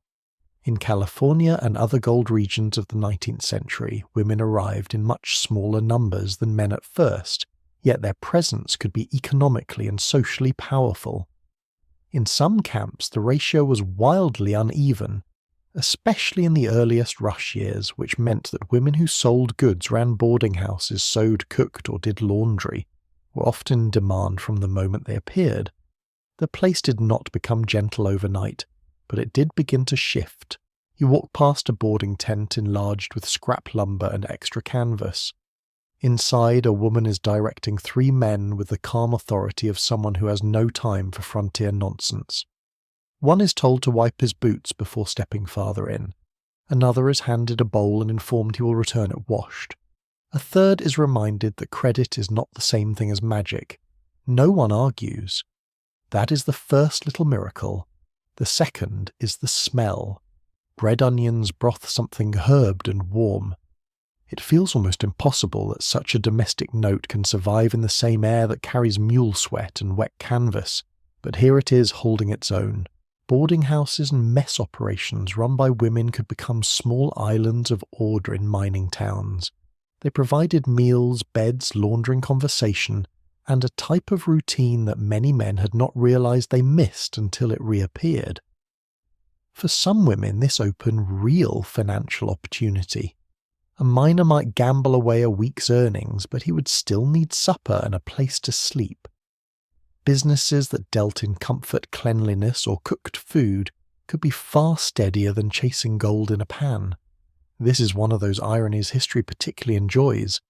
The people who made camp life more livable were often the ones with the sounder economic instincts. You keep walking and find children near the edge of camp navigating planks and puddles, with the nimble confidence of creatures who have accepted mud as a native element. One little boy drags a stick through a rut, launching a tiny wooden scrap like a boat. A girl with her skirts pinned up is minding 2 smaller children while still somehow watching a pot over a fire. Their presence alters the emotional weather, not always in a sentimental way. Children cry, fall squabble, get sick, and require food that the camp is not especially eager to provide. But they also force adults to think beyond the next day's claim. You cannot build everything around noise vice and immediate gain if a child is sleeping 10 feet away. There is an amusing frontier contradiction here. Even camps known for rowdiness could suddenly become moral when women or families were involved, at least in public. Men who would swear magnificently among themselves might remove a pipe from the mouth and attempt civility, when a lady passed often with the awkwardness of people trying on a forgotten costume. Not everyone improved, of course, many did not. But the mere presence of women could recalibrate behaviour in lodging houses, stores, churches, and certain stretches of the street. Not because society became pure, but because performance changed. One memorable oddity from mining town life is how quickly some women became local celebrities simply by arriving with practical skills and a level head. A capable baker teacher, milliner seamstress, or boarding house owner might become a figure of extraordinary importance in a place where regular life had been postponed in favour of mud and appetite. There are accounts of camps greeting women with a mix of curiosity, relief, and near operatic gratitude, especially if they brought fresh eggs, decent coffee, or the promise that shirts might emerge from wash water in a better state than they entered it. Still, the presence of women did not make camp life easy for them. Quite the opposite. The imbalance in population could expose them to relentless scrutiny, gossip pressure, and inflated expectations. A respectable woman might be admired, watched, overworked, and morally burdened all at once. A woman running a business had to navigate customers' rumours, prices, safety, and the same unstable conditions as everyone else. If she had children, every practical difficulty doubled. Water, food, fuel, shelter, illness, schooling, privacy. None of it became simple because one added a rocking chair and called the place civilized. There's also the quieter reality that many women in Gold Country were not there as decorative symbols of home, but as workers in their own right. They sold meals, stitched clothing, took in washing, ran inns, operated shops, managed property and kept books. Some travelled alone, some came with husbands and discovered they had to become the economic backbone of the household, while the men chased uncertain claims. Others found the frontier could offer more room for independence than older settled communities did, though that freedom came at a price in labour and risk. Researchers still differ on how liberating the gold rush truly was for women overall, because it brought both unusual opportunities and very real dangers. You pause outside a small store where a woman stands behind the counter, measuring coffee with swift, practiced hands. Her movements are efficient, her expression unreadable, in the way of people who have dealt with too many hopeful fools to be easily impressed. A miner tries charm on her. She defeats him with arithmetic. It is beautiful to watch. In a place obsessed with luck, competence has its own radiance. Nearby, a family occupies a sturdier cabin set a little above the wettest ground. Through the open doorway you glimpse stools, shelves, a cradle, a patched quilt and a broom leaning by the wall. A broom more than almost anything else suggests intention. It means someone refuses to let the camp entirely dictate terms. Inside the order is not elaborate, but it is unmistakable. Objects have places. The pot is hung, not dropped. The floor has been swept, however temporarily. A child's small shoe sits drying by the stove. You feel the difference at once. This is not simply a shelter from weather. It is an argument for continuity. Whether women and family life made camp significantly less violent, or merely pushed roughness into different corners, is something historians have chewed over for years. In some towns, the arrival of families encouraged churches, schools' local governance, and a stronger concern for reputation. In others, disorder and exploitation continued quite happily beside domestic life. The transformation was uneven. Even where the mud remained, and it always remained, the texture of everyday life could change. More washing lines, more gardens if the soil allowed, more efforts at schooling, more curtains, bread pans, lampshades, and reminders that human beings do not actually thrive forever, in a world made entirely of tools and curses. You notice gardens too, where people can manage them. Not grand ones. Little fenced corners, a few onions, cabbages, herbs, perhaps beans. Even a small patch of green pushes back against the camp's improvisation. It says tomorrow matters. It says someone expects to remain. The feeling of staying rather than merely extracting is one of the quietest but deepest changes families bring. As dust spreads across the valley, you hear the sounds separating themselves. From one side, laughter from a saloon. From another, a child being hushed to sleep, a fiddle somewhere, a woman calling someone into supper, the clatter of dishes, a baby's thin cry, then silence again. All of it folds into the same muddy evening. Gold country is still rough, still expensive, still hard on the body and harder on the nerves. Yet within it, people are building routines that resist pure chaos, not erasing it, just narrowing its kingdom. And that may be the most important thing you learn from watching the women and families of the camp. They do not magically cleanse the mud, soften the roads, or make the pork less salty. They do something more stubborn.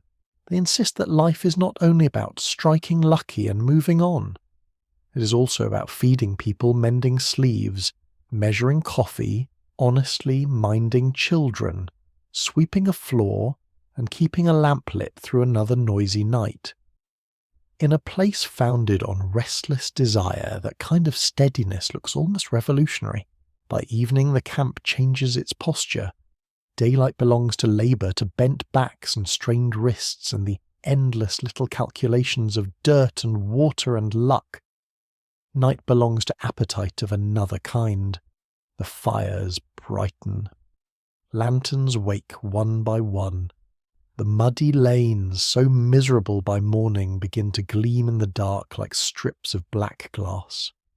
And somewhere ahead, beyond the tents and rough board fronts, you hear the first true sound of camp leisure laughter that is too loud to be entirely innocent. You drift toward it, because everyone does sooner or later, even the cautious ones, even the men who insist they are only going to hear the news. Gold camps after dark have gravity. Saloons, gaming tables, music tents, dance halls, improvised bars under canvas, these places gather loneliness and hope and boredom and pour them back out as noise. A lamp over a doorway in a muddy settlement can look more inviting than a palace. That is one of frontier life's less respectable enchantments. The first saloon you pass is little more than a timber frame with canvas sides, but the sound spilling out could fill a cathedral. tinny piano from somewhere inside, cards slapping wood, boots thudding, a cheer rising and collapsing into groans. Tobacco smoke leaks through the doorway in dense blue ribbons. Whiskey follows close behind, sharp and warm and vaguely threatening. You pause at the threshold and take in the room. Barrel servers' tables. Men crowd shoulder to shoulder.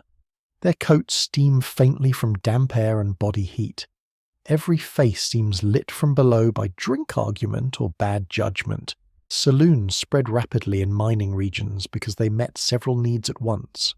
They sold alcohol, certainly, but they also offered warmth company news gambling meals and a place to sit where someone else had already lit the lamps.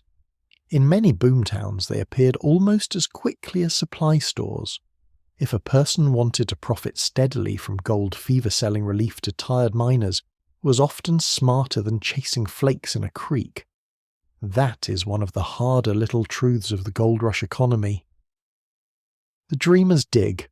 The practical ones set out chairs and charge for whiskey. You edge inside and immediately feel the room close around you. The floorboards are sticky in patches. The air is heavy with smoke, sweat, wet wool, spilled drink and lamp oil. Someone bumps your shoulder without apology. Someone else is recounting with absolute conviction the rich strike he nearly made yesterday, which is frontier language for not making it at all.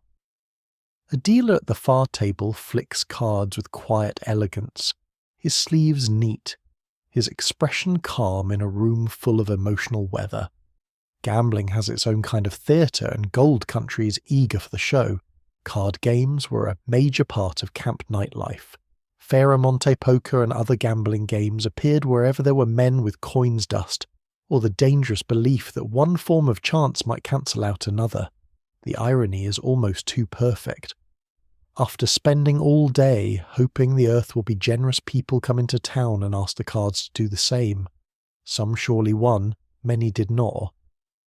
But the table offered something the creek could not. Immediate drama. Immediate ruin too, admittedly, but frontier entertainment was not designed around emotional safety. At one table a man sits absolutely still except for his fingers. They tap once against his cards, then stop. Across from him another leans back with the false looseness of someone trying to appear untroubled. You do not need to know the rules to read the room. Hope bluff, fear bravado.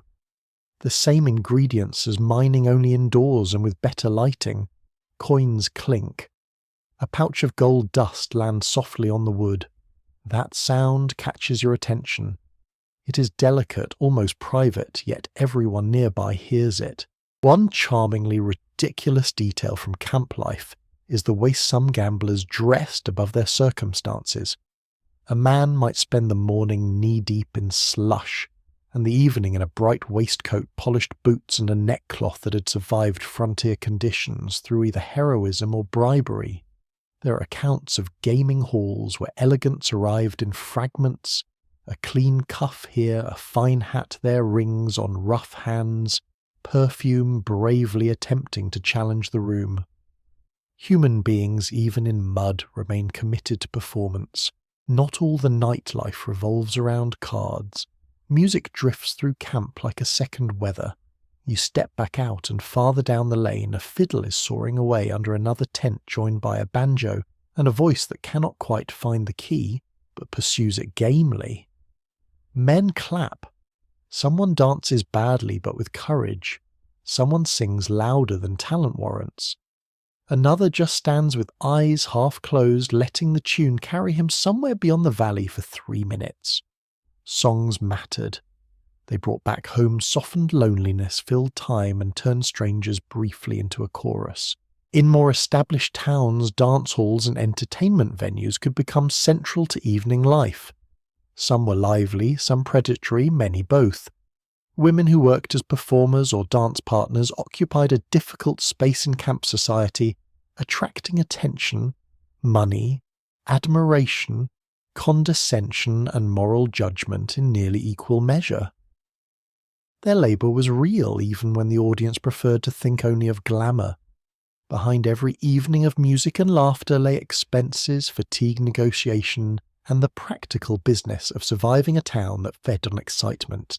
There is still disagreement among historians about how far saloons actually served as community centres, rather than merely places of vice, because the answer seems to shift depending on town season and the observer's moral preferences. Temperance-minded writers saw dens of ruin. Others described them as the nearest thing the camp had to civic space somewhere news was exchanged. Deals were made, claims discussed, jobs offered, letters read aloud, and loneliness kept from turning fully feral. Standing in the doorway between laughter and mud, you can see both arguments plainly enough. Night also magnifies rumour. Under lamplight, every whisper gains authority. Someone has found a rich strike-up river. Someone else was cheated at cards. A wagon is due tomorrow with flour. 2 partners have split after a dispute over a claim. A new preacher is coming. A sheriff may be coming too, perhaps. In a settlement where information travels by mouth faster than by paper, the evening crowd becomes the nervous system of the camp. You can learn half the town's business in an hour and trust perhaps a quarter of it. Drink smooths some men and wrecks others. One fellow becomes affectionate after 2 glasses, speaking warmly to anyone with shoulders. Another grows solemn and philosophical, as if whiskey has appointed him guardian of truth. A third is already loud with grievance and looking for a target. Camp nightlife always carries that edge. Merriment and menace often sit at the same table, passing the bottle back and forth. It does not take much for a joke to harden into an insult when fortunes are thin and sleep is poor. You notice, too, that not everyone enters. Plenty linger outside the lights, listening from the dark, sharing coffee, by a fire mending harness, cleaning tools, writing letters, or simply avoiding the expense. Evening in camp has gradients. Full revelry at one end, tired silence at the other. Many men hover somewhere between, drawn by the warmth and sound, but wary of what a careless hour can cost. A few pinches of dust gone over the bar, a month's pay vanished over cards. A quarrel started because somebody's elbow met somebody else's pride.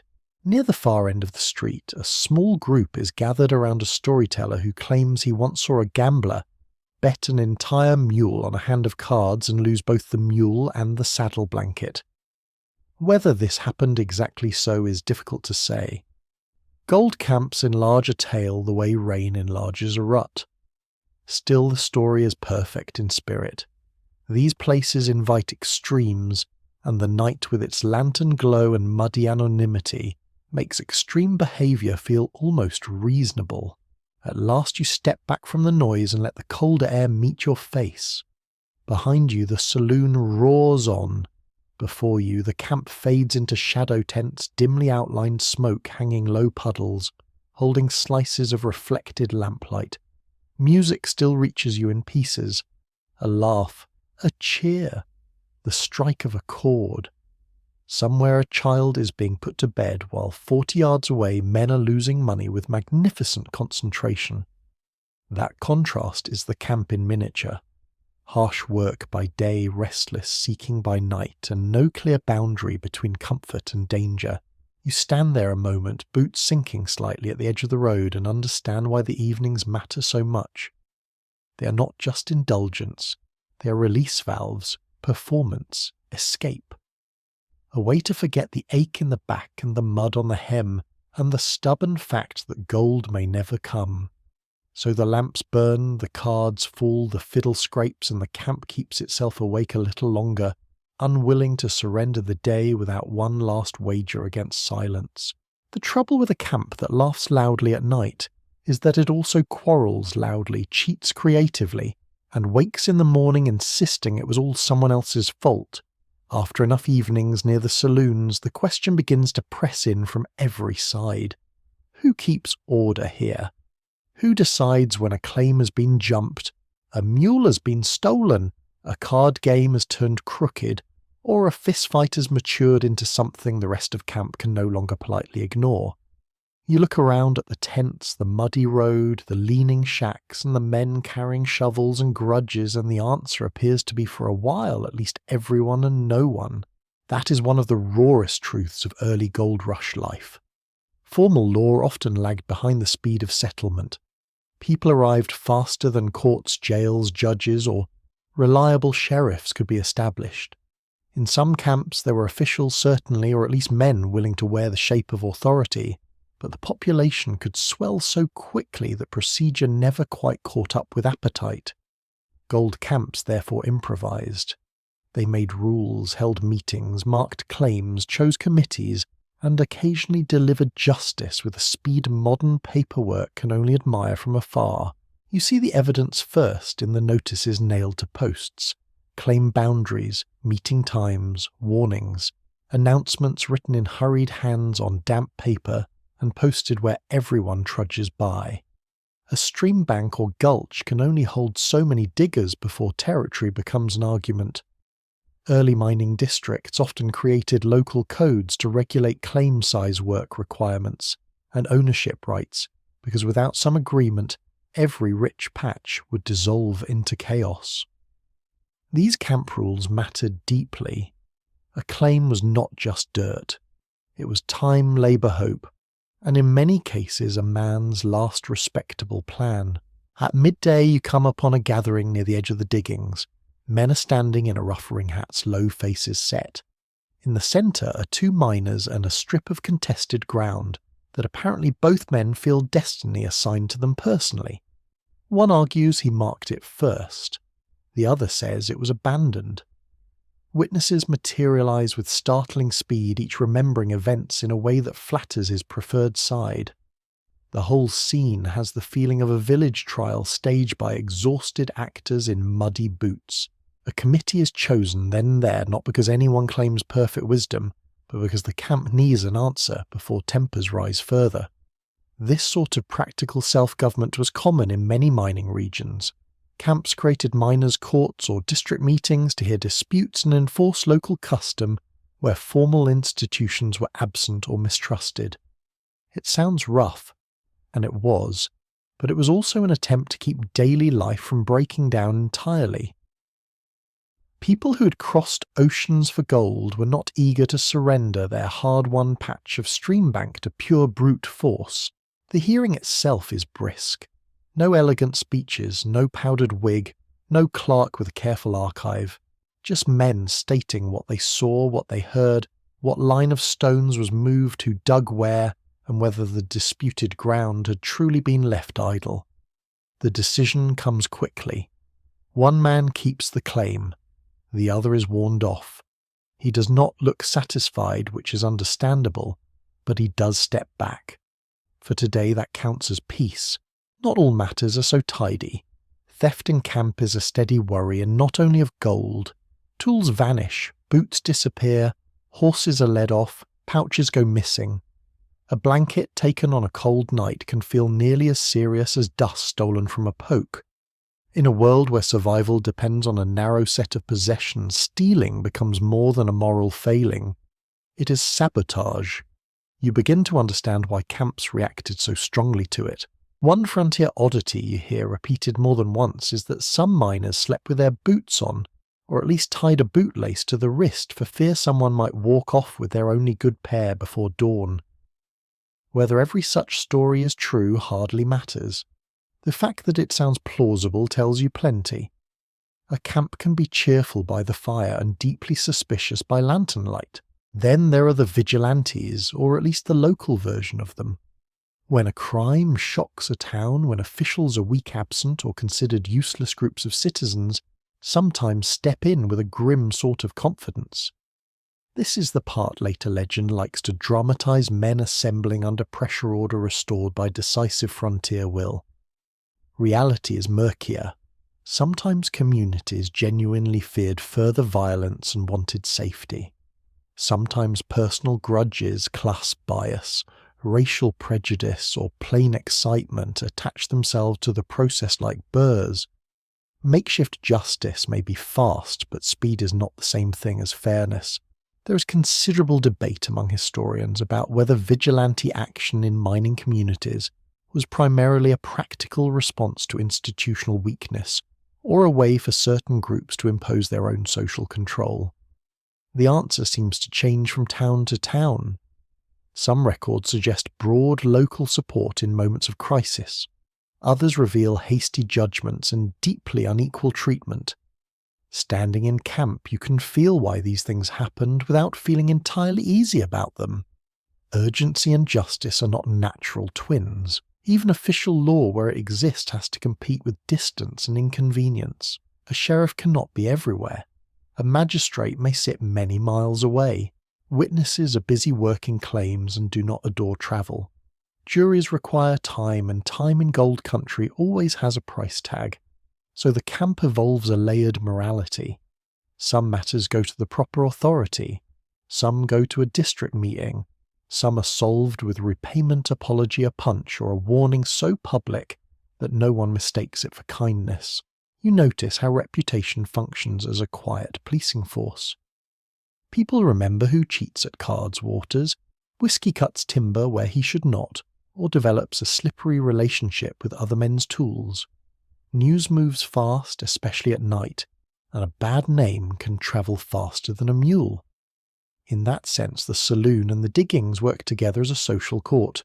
A man judged untrustworthy may still survive, but he will trade harder, borrow less, and find fewer friendly eyes in a dispute. There are also deeper injustices in camp life, and they do not hide well.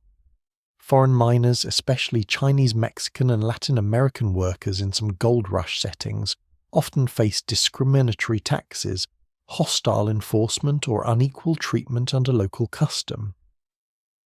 Indigenous people suffer dispossession and violence on a far greater scale than the camp's own petty thefts and quarrels. This too is part of law in Gold Country, not just the rules written on notices, but who gets protected by them and who does not. Camp order was never neutral. It reflected power numbers, fear, and the prejudices people carried in with their tools. One detail lingers with you from an older miner who speaks near the fire that evening. He says the camp hates a liar almost as much as a thief because in a place built on rumour water, writes claim lines and handshake deals, lying poisons everything. It is a thoughtful point and rather grim. Mud you can scrape off, distrust spreads. You pass a rough lock-up later, little more than a stout room with a door that looks determined. Some camps had calabooses or temporary holding places once they grew larger, though many started with nothing more than a guarded tent or a strong post and communal resolve. The sight of that small improvised cell says a lot. Civilization here is not an established fact. It is a patch job. Boards, rules, witnesses, committee votes, and people trying to keep one another from descending fully into appetite. By the time darkness settles, you can hear the camp's two competing instincts again. Music from the saloon, sharp voices from an argument outside a store, laughter near a fire, someone reading aloud from a notice. The whole place is balancing on custom pressure, and the hope that tomorrow's disputes will not become tonight's disaster.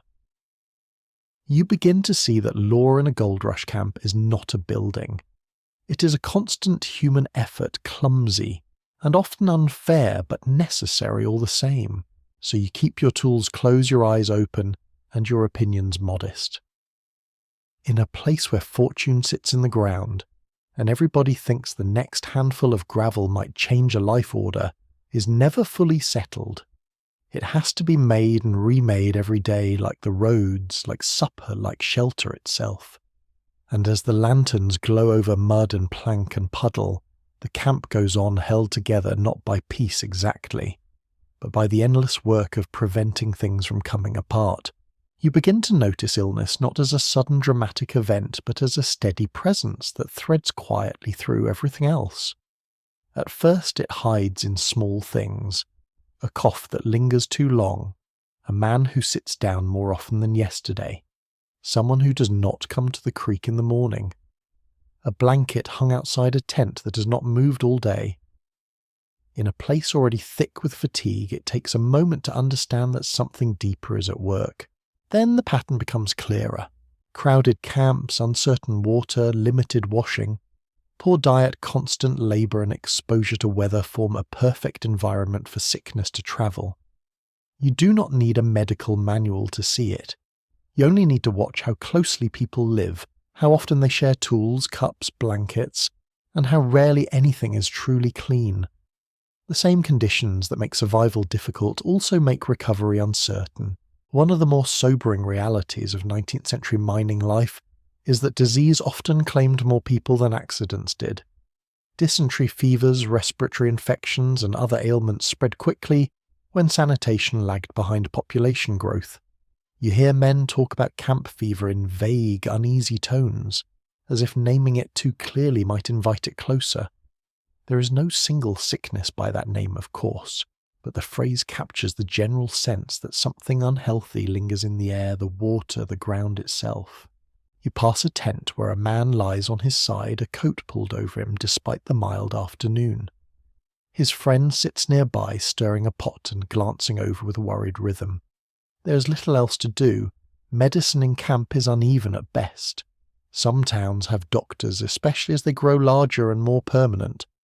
Others rely on whoever claims knowledge, whether earned or imagined. Remedies range from sensible to hopeful, to outright alarming. A fellow near the fire tells you he once saw a man cure a fever with a mixture of whiskey herbs and absolute confidence. Another insists that strong coffee and stubbornness can carry a person through most complaints. You listen politely, understanding that in a place where professional care is scarce, belief itself becomes part of treatment. Whether it helps or harms is another question entirely. There were trained physicians in some gold rush regions, particularly in more established settlements, but they were often overwhelmed, expensive, or far away from smaller camps. That meant many miners relied on self-care, shared advice, or the nearest person willing to try. It also meant that minor ailments could become serious quickly. A simple infection, a stomach illness, a chill that turned into something worse. All of these could interrupt a life already balanced on narrow margins. You notice how quickly sickness affects the economy of a camp. A man who cannot work cannot earn. A partner must decide whether to keep working alone, stay and help, or risk losing the claim altogether. Food still costs money. Shelter still demands upkeep. Illness is not only a physical burden. It is a financial one, a social one, a quiet threat that ripples outward from one tent to several.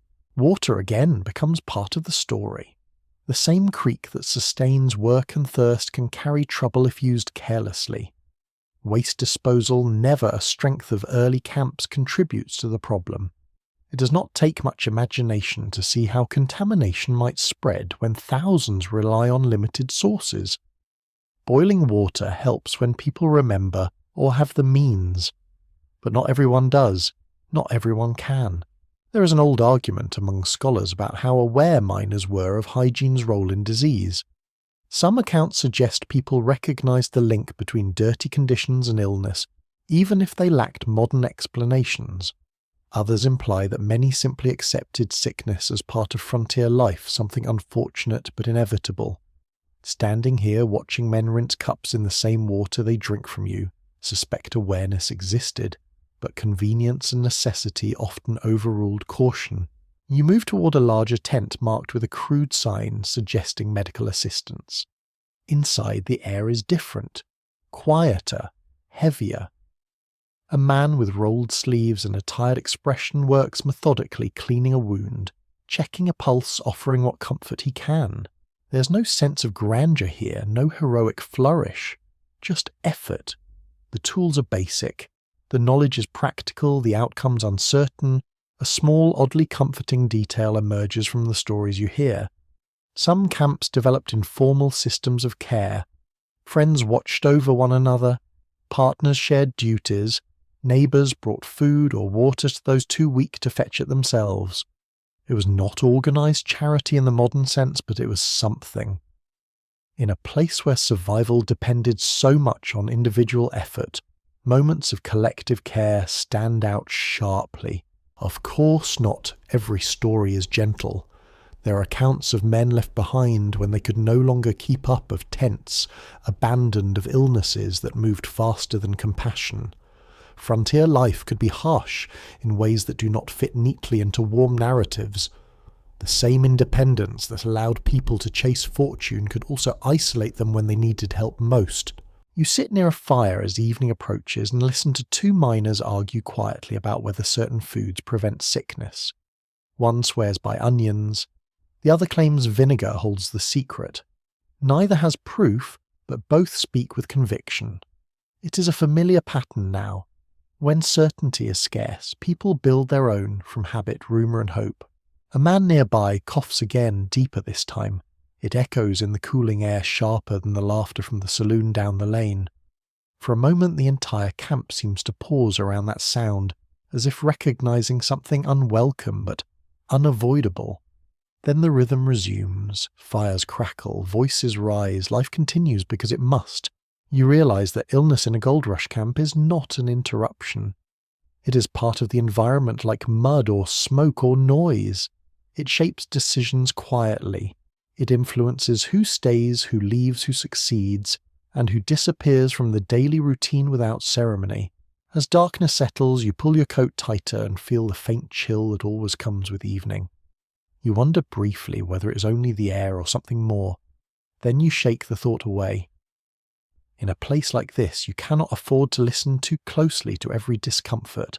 Still as you lie down later, the sounds of the camp around you, you understand something new. Gold may be the reason people came here, but health often decides how long they remain. And in a settlement built on effort and chance, that quiet truth carries more weight than any glittering speck in a pan. By now you understand that gold country runs on more than labour mud and appetite. It also runs on nerves, on the long thin wire stretched between hope and disappointment, on the private rituals people build when the day refuses to make sense. After enough mornings of empty pans and enough evenings of near misses told over bad whiskey or stronger coffee, you begin to notice the camp's stranger habits. Men knock on tent posts before heading out. Someone always uses the same pan and will not let another hand touch it. A fellow crosses himself at the creek, though he seems hazy on the exact sequence. Another spits 3 times before the first shovel strike, and looks offended if anyone laughs. This is the mental weather of the camp. Superstition, routine, luck, private ceremony. None of it looks particularly dignified in daylight, which is probably why so much of it survives quite happily. The gold rush promises reward, but it rarely promises explanation. Why does one man find colour in a shallow bend while another spends 10 days digging a splendid hole full of despair?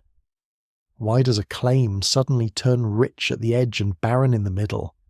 Why does a cart break a storm arrive, a partner quit a pocket appear where no one expected it?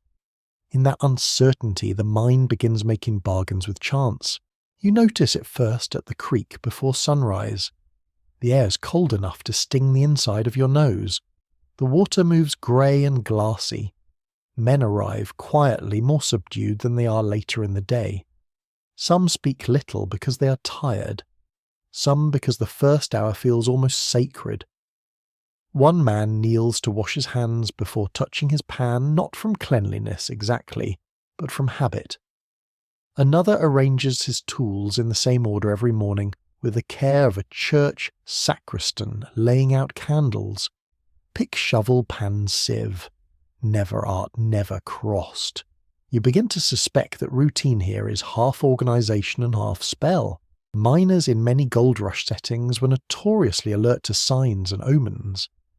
That much comes through in diaries, reminiscences, and newspaper jokes.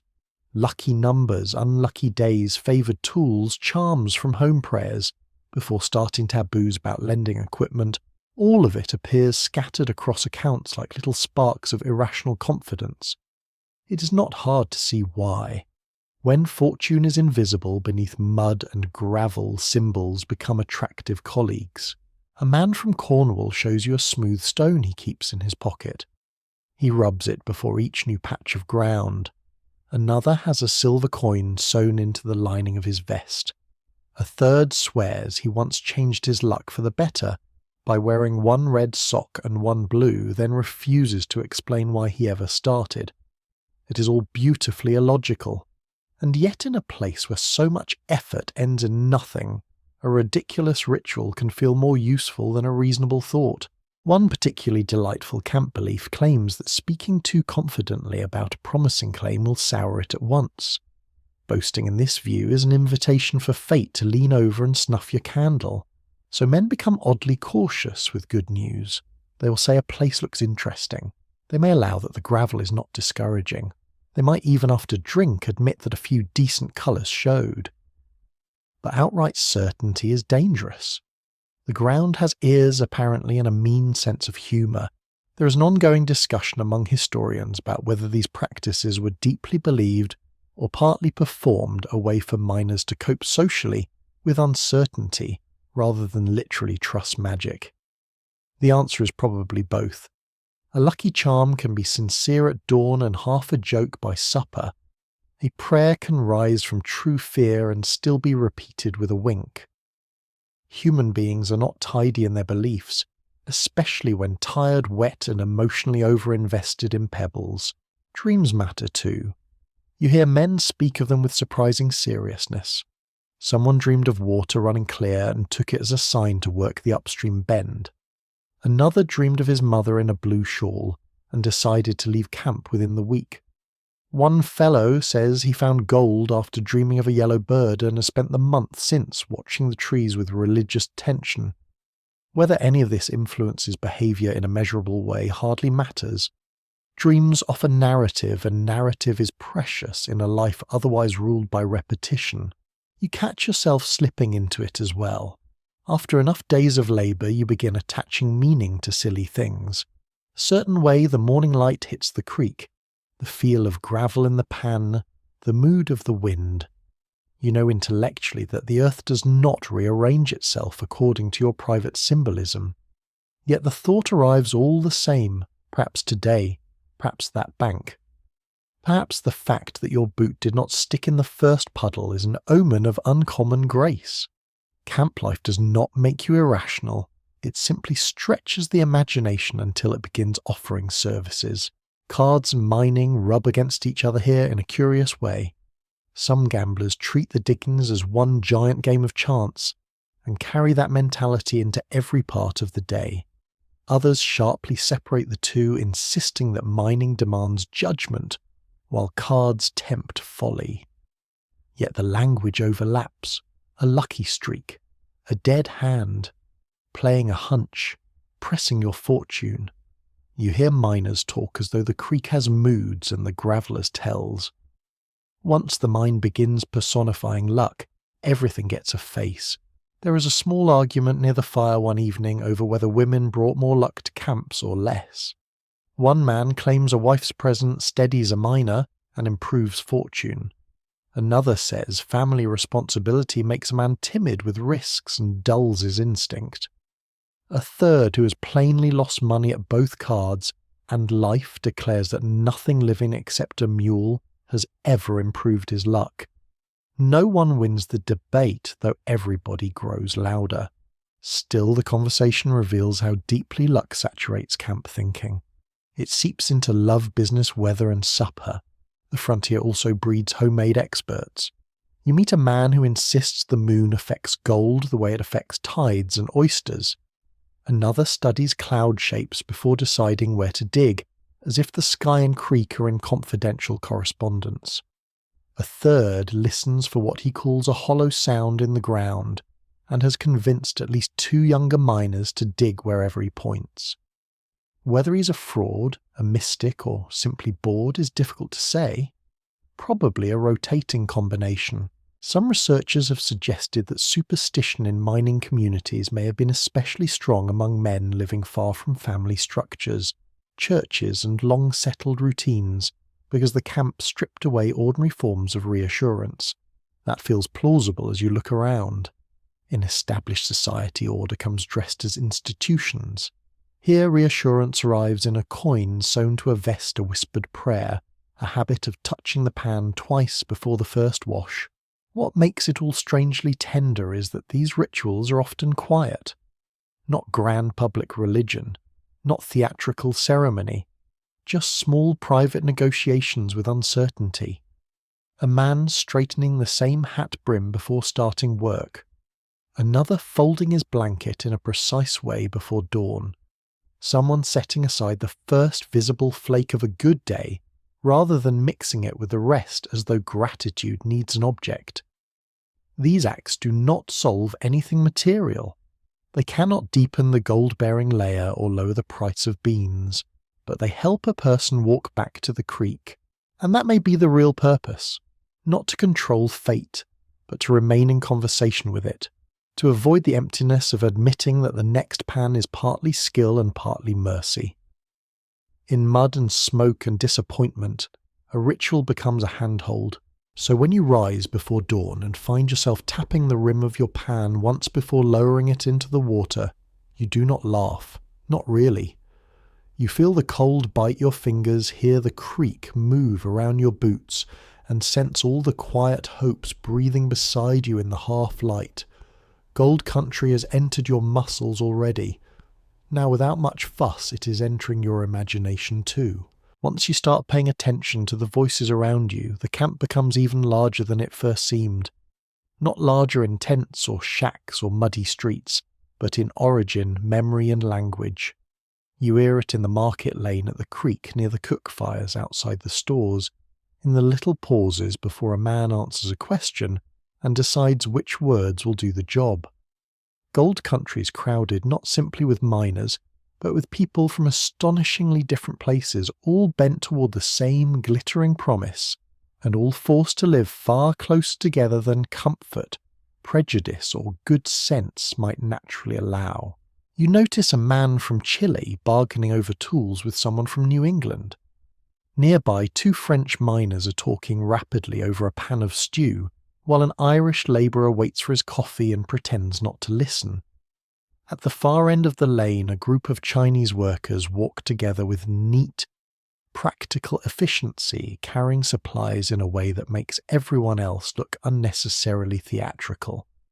Then there are Mexicans, Germans, Australians, Cornish miners, with deep knowledge of hard rock work, black miners from eastern states and beyond, and indigenous people whose land labour and lives have been pressed upon by this entire eruption of camp life. The place is a tangle of worlds meeting under very poor housing conditions. One of the essential realities of the 19th century gold rushes is that they were profoundly international.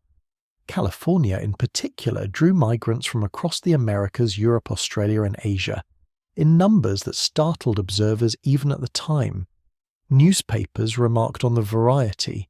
Travellers wrote home about hearing multiple languages in a single street. This was not some quaint side note. It shaped the camp at every level, from labour methods to cooking, trade, conflict, fashion and law. At the creek, you start to see how skill itself travels. A miner from Sonora demonstrates a washing method with calm, economical movements that draws a little cluster of watchers. A Cornishman studies rock with the grave attention of someone who has spent years underground before ever reaching this continent. Chinese miners often stereotyped by others and underestimated at great cost to those doing. The underestimating are known in many accounts for patient systematic reworking of ground others are dismissed as exhausted. Gold country is full of imitation disguised as local genius. People learn from one another constantly, even while pretending not to.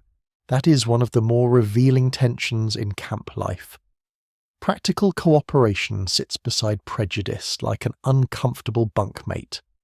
A man may mock someone's accent at supper and copy his mining method by dawn.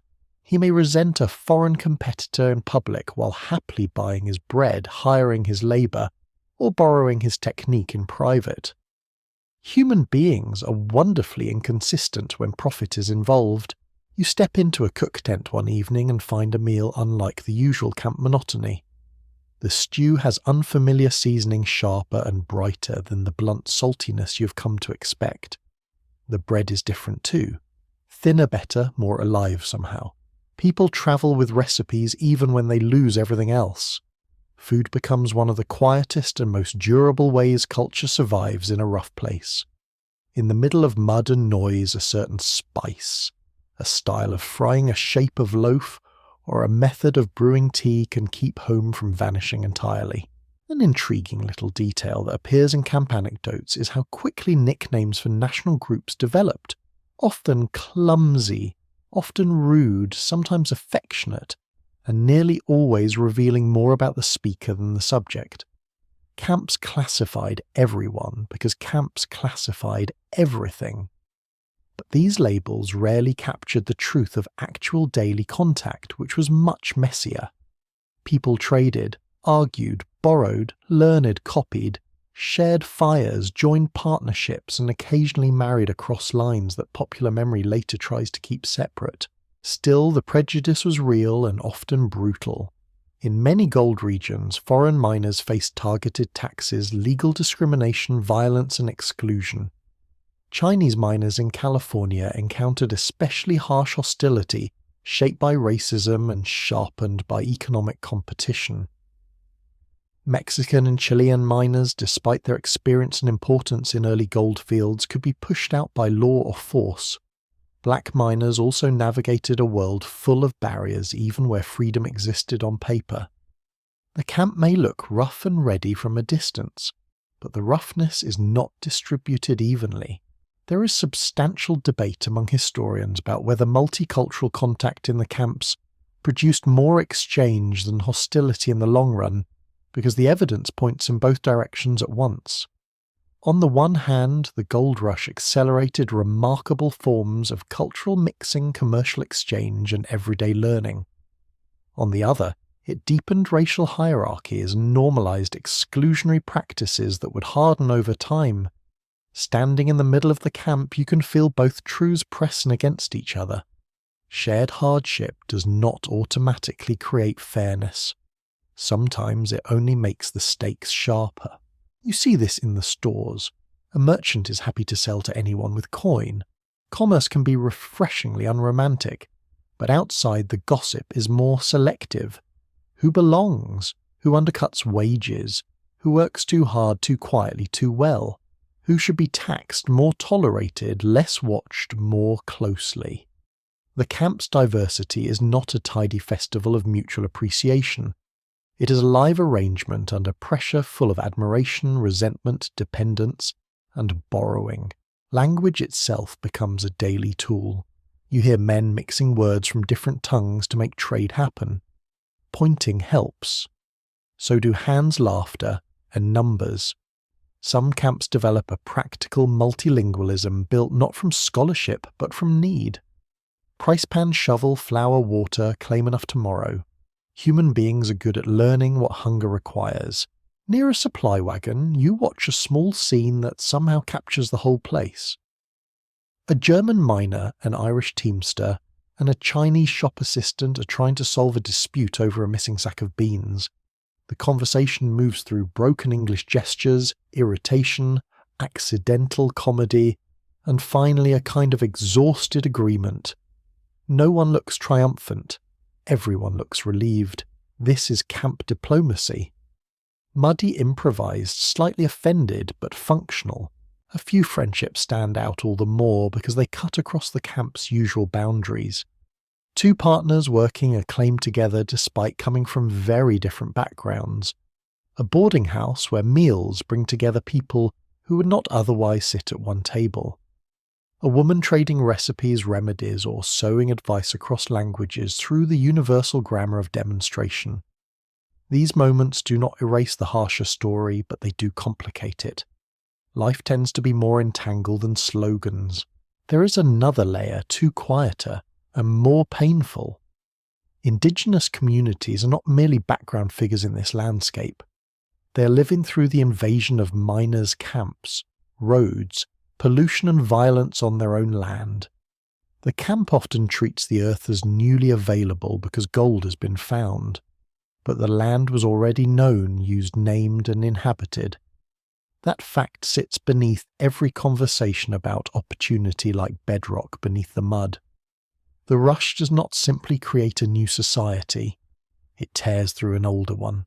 As dusk falls, the camp sounds almost beautiful for a moment. Different voices rising near the cook fires, a fiddle in one tent, a song you do not recognize in another, laughter over a shared joke translated imperfectly and enjoyed anyway. Then, just as quickly, a slur drifts across the lane, followed by a tense silence. And you remember how narrow the line can be between contact and contempt. The camp holds both in the same breath. You begin to see that diversity here is not decorative. It is structural. It shapes how food tastes, how work gets done, how claims are managed, how towns grow, how prejudice hardens, how money moves, and how stories are later told or tidied up. The Gold Rush camp is not one people. It is many forced into muddy coexistence by desire, necessity, and chance. So when you lie down that night and listen to the murmur outside the tent, you no longer hear just noise. You hear distance travelled, ports left behind, homesickness disguised as grumbling, techniques carried across oceans, old resentments finding new ground, new alliances forming over bad coffee and shared weather. In that low nighttime hum, the whole crowded world of the camp seems to breathe together uneasily, stubbornly, and for a few hours at least under the same leaking roof of stars. After enough days in camp, you begin to see that the loudest dreams and the steadiest profits are rarely found in the same tent. The men at the creek talk as if gold itself is the centre of the world, and emotionally for many of them it is. But once your eyes adjust to the full machinery of camp life, another pattern appears. The people selling shovels, flour, candles, boots, coffee, mended shirts, hot meals, wagon transport, and a reasonably dry place to sleep are often doing far better than the men standing knee-deep in cold water, asking the earth for mercy. This is one of the least romantic and most dependable truths of the gold rush. Merchant service providers and practical operators frequently earned more steadily than miners. The rush created a vast, hungry, muddy customer base, and anyone able to meet its daily needs stood a good chance of prospering. There is nothing mystical about it. Thousands of people arrive half-prepared, underfed, badly housed, and desperate for tools. Somebody will make money from every one of those facts. You see it first in the storefronts. Even the roughest supply tent has a rhythm of success about it.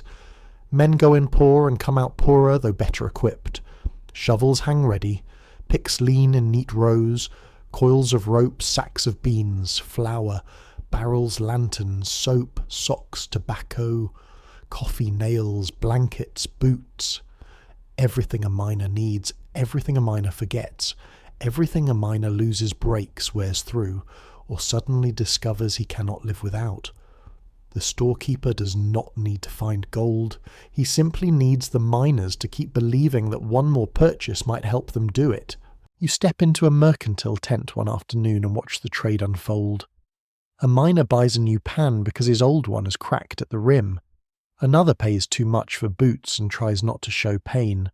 A third haggles over lamp oil with the solemn intensity of treaty negotiations. Behind the counter, the merchant measures counts notes. Credit adjusts prices and keeps moving. There is no theatrical excitement here, no sudden cheer at the bottom of a pan. Just flow, constant flow. Gold dust becomes flour, candles, socks, beans, rope and debt almost as soon as it reaches town. Transport men fascinate you next. Teamsters and freight haulers do not have glamorous reputations, but they sit near the very centre of camp survival. Roads are bad weather-worse distances long, and demand endless. To get a barrel of flour or a crate of tools into camp takes animals, wagons, knowledge timing and stamina. Every sack carried over mud contains a hidden tax of labour.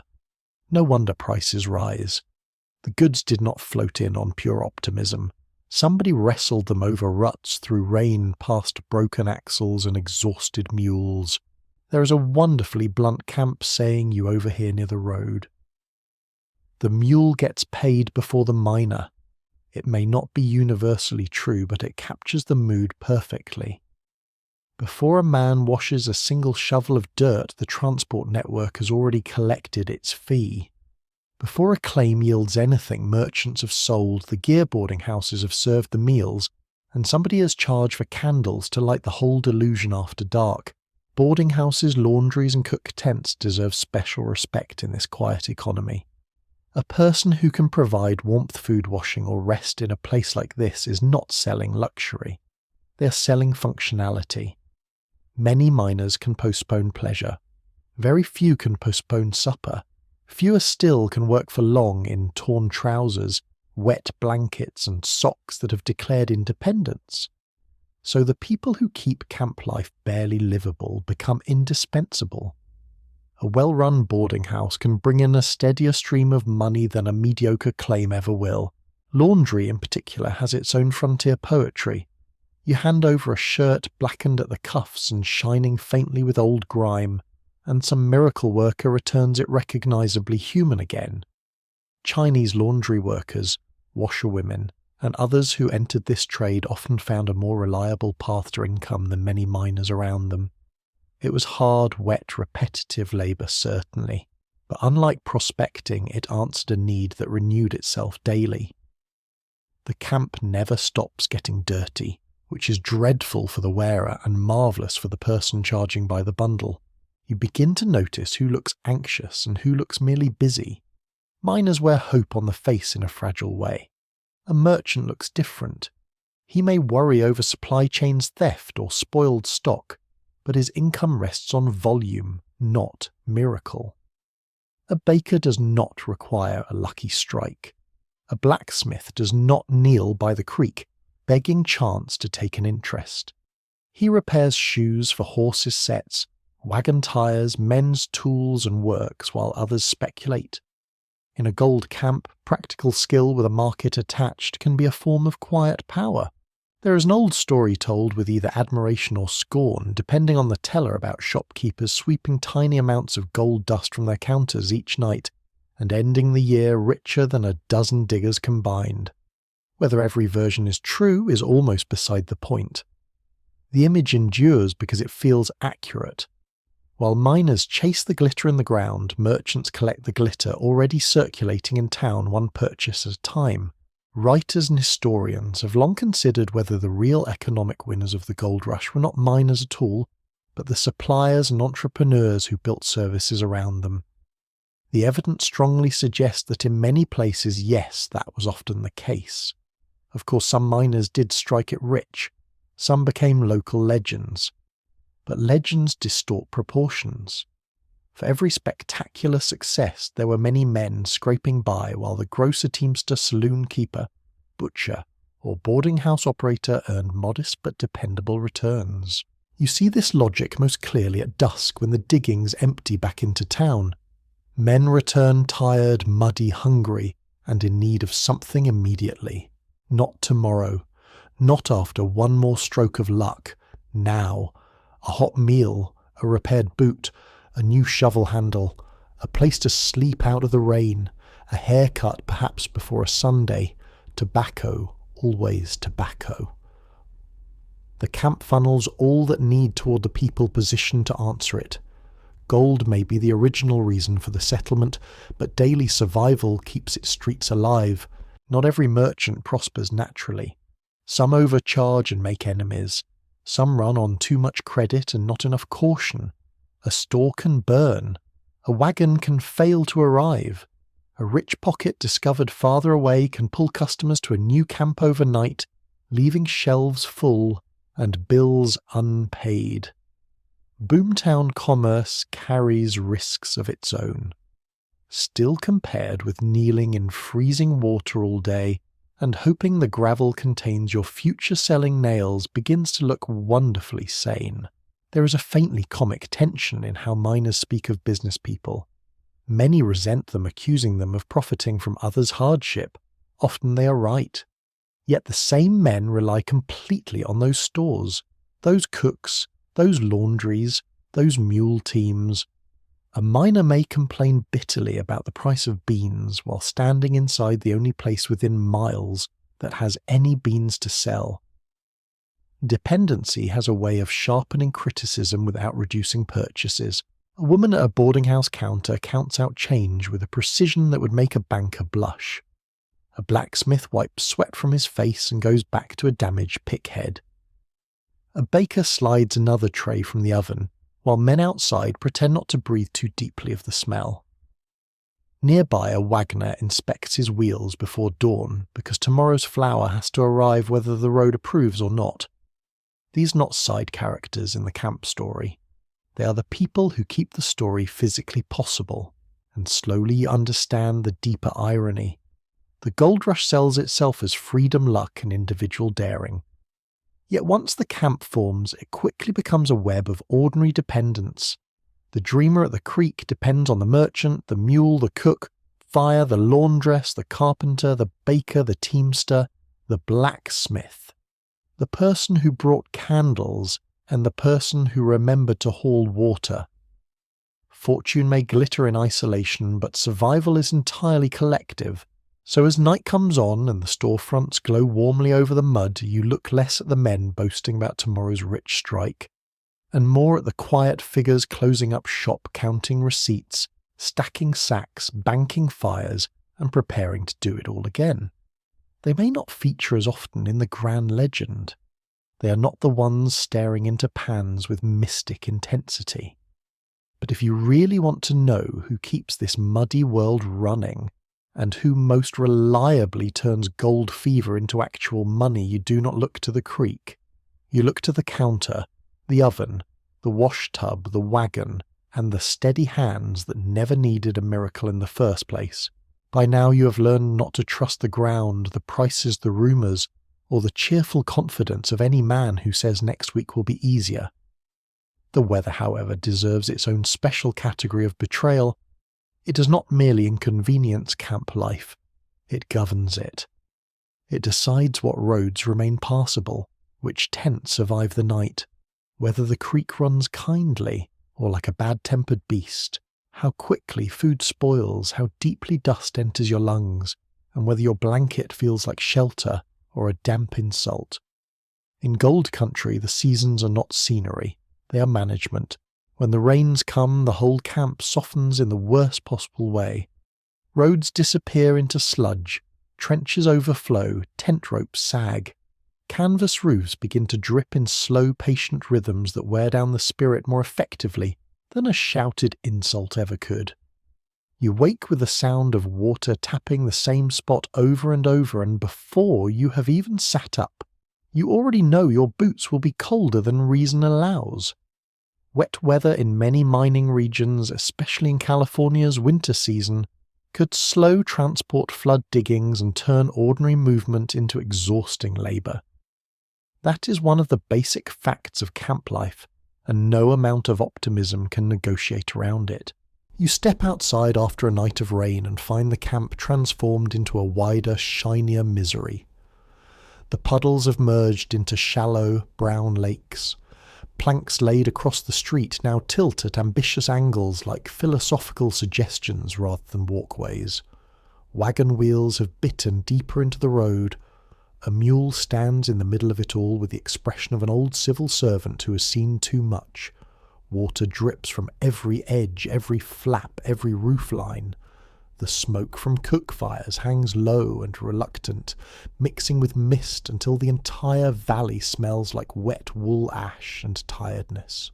Rain does more than soak, it delays. Claims become inaccessible. Supply wagons arrive late if at all. Wood must be chopped wetter and burned smokier. Blankets fail to dry. Socks become a moral trial.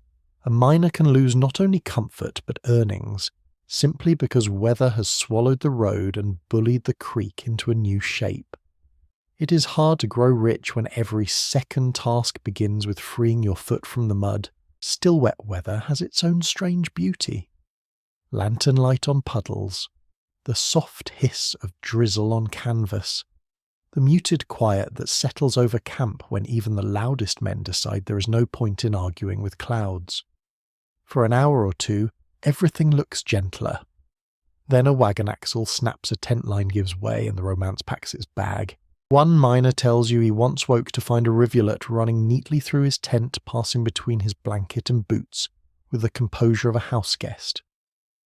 Another claims he kept a canoe paddle beside his bed for a week, during one especially punishing season, which is surely an exaggeration, though not by enough to make you comfortable. Camp humour blooms best under bad weather. If the rain cannot be stopped, it may at least be mocked. Then the season turns and the camp learns an entirely different language of suffering. Summer dries the mud into ruts and crust, which at first feels like mercy. Roads harden, wagons move more cleanly, tent walls stop dripping, laundry actually dries before dawn decides to interfere, but the relief has edges. Dust rises everywhere, boots grind it into the road, hooves fling it. Wheels spin it upward in pale, choking clouds. It settles on food sleeves, eyelashes, bedding, beard, hair, frying pans, card tables, and the inside of your mouth. The camp that drowned in winter now sifts itself into your lungs. Dry months could make travel easier in some respects, yet they brought water shortages, heat exhaustion, fire risk, and a different kind of wear on both body and temper. Streams dropped. Shallow workings yielded less. Animals tired faster. Food kept differently. People moved more slowly in the afternoon, not from laziness, but from the plain unwillingness of the body to be baked in full public view. A dusty camp has a brittle quality. Tempers crack faster there. You walk at noon and feel the sun pressing on the crown of your hat, on your shoulders, on the backs of your hands. The air trembles faintly above the road. Canvas smells baked. Boards creak dryly. The blacksmith's corner feels infernal. Men tie cloth around their necks, loosen collars, shift into patches of shade with the reverence of pilgrims reaching a shrine. Water barrels suddenly look more valuable than gold pans. A cool drink becomes not refreshment, but strategy. There is a delightful camp absurdity in the way people respond to heat. One man swears by wetting his hat lining and wearing it dripping. Another insists onions ward off sun sickness, which is either medicine or a sophisticated way to guarantee solitude.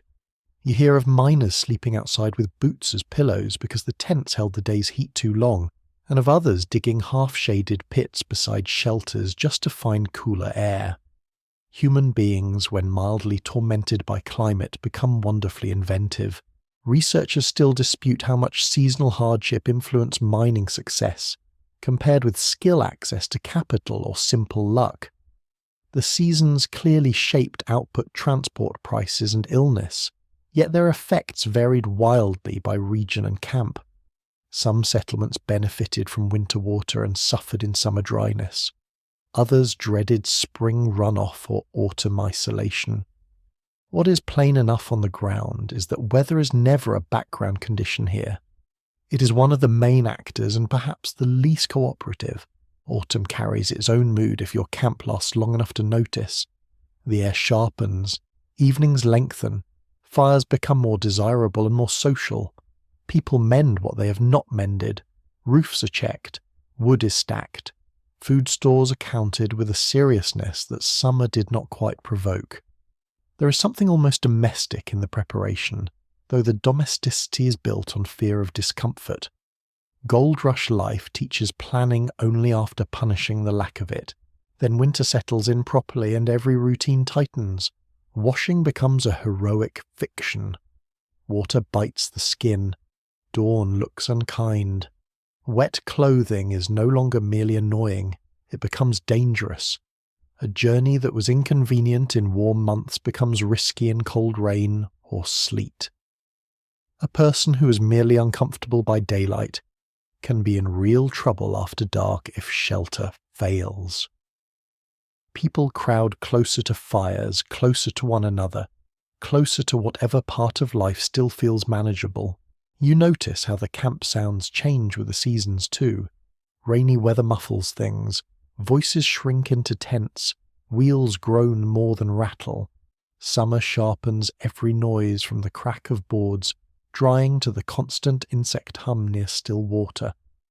Winter gathers people inward towards stoves, towards saloons, toward conversation. Bad weather does not only alter labour, it rearranges sociability. You can almost measure the season by where the voices are. There is also the matter of mood. Fine weather makes hope easier. A clear dawn can persuade a man to believe in his own luck again. Weeks of rain by contrast seem to flatten ambition into endurance. People speak more shortly, they complain with greater poetry, they remember home more often, yet even here human beings adjust. They wedge roofs, raise bunks, stack brush under bedding patch, coats, plan meals and carry on. Misery repeated often enough becomes logistics. By evening the wind has shifted cooler and smoke from the fires drifts flat across the lane. You stand with your hands near the warmth and watch the season writing itself on everything, on the swollen tent ropes, on the dust caught in a beard, on the cracked leather of a boot, on the lowered creak, on the price of flour, on the ache in a shoulder that only truly complains when rain is coming. Weather in camp is never abstract. It enters through seams and souls and lungs and tempers, and as darkness folds over the valley once more, you begin to understand that the seasons do not simply pass over the gold rush camp. They carve it. They decide when roads become bogs, when thirst becomes urgent, when fire becomes a terror, when blankets turn precious, when music gathers indoors, when tempers thin, when trade falters, when people leave.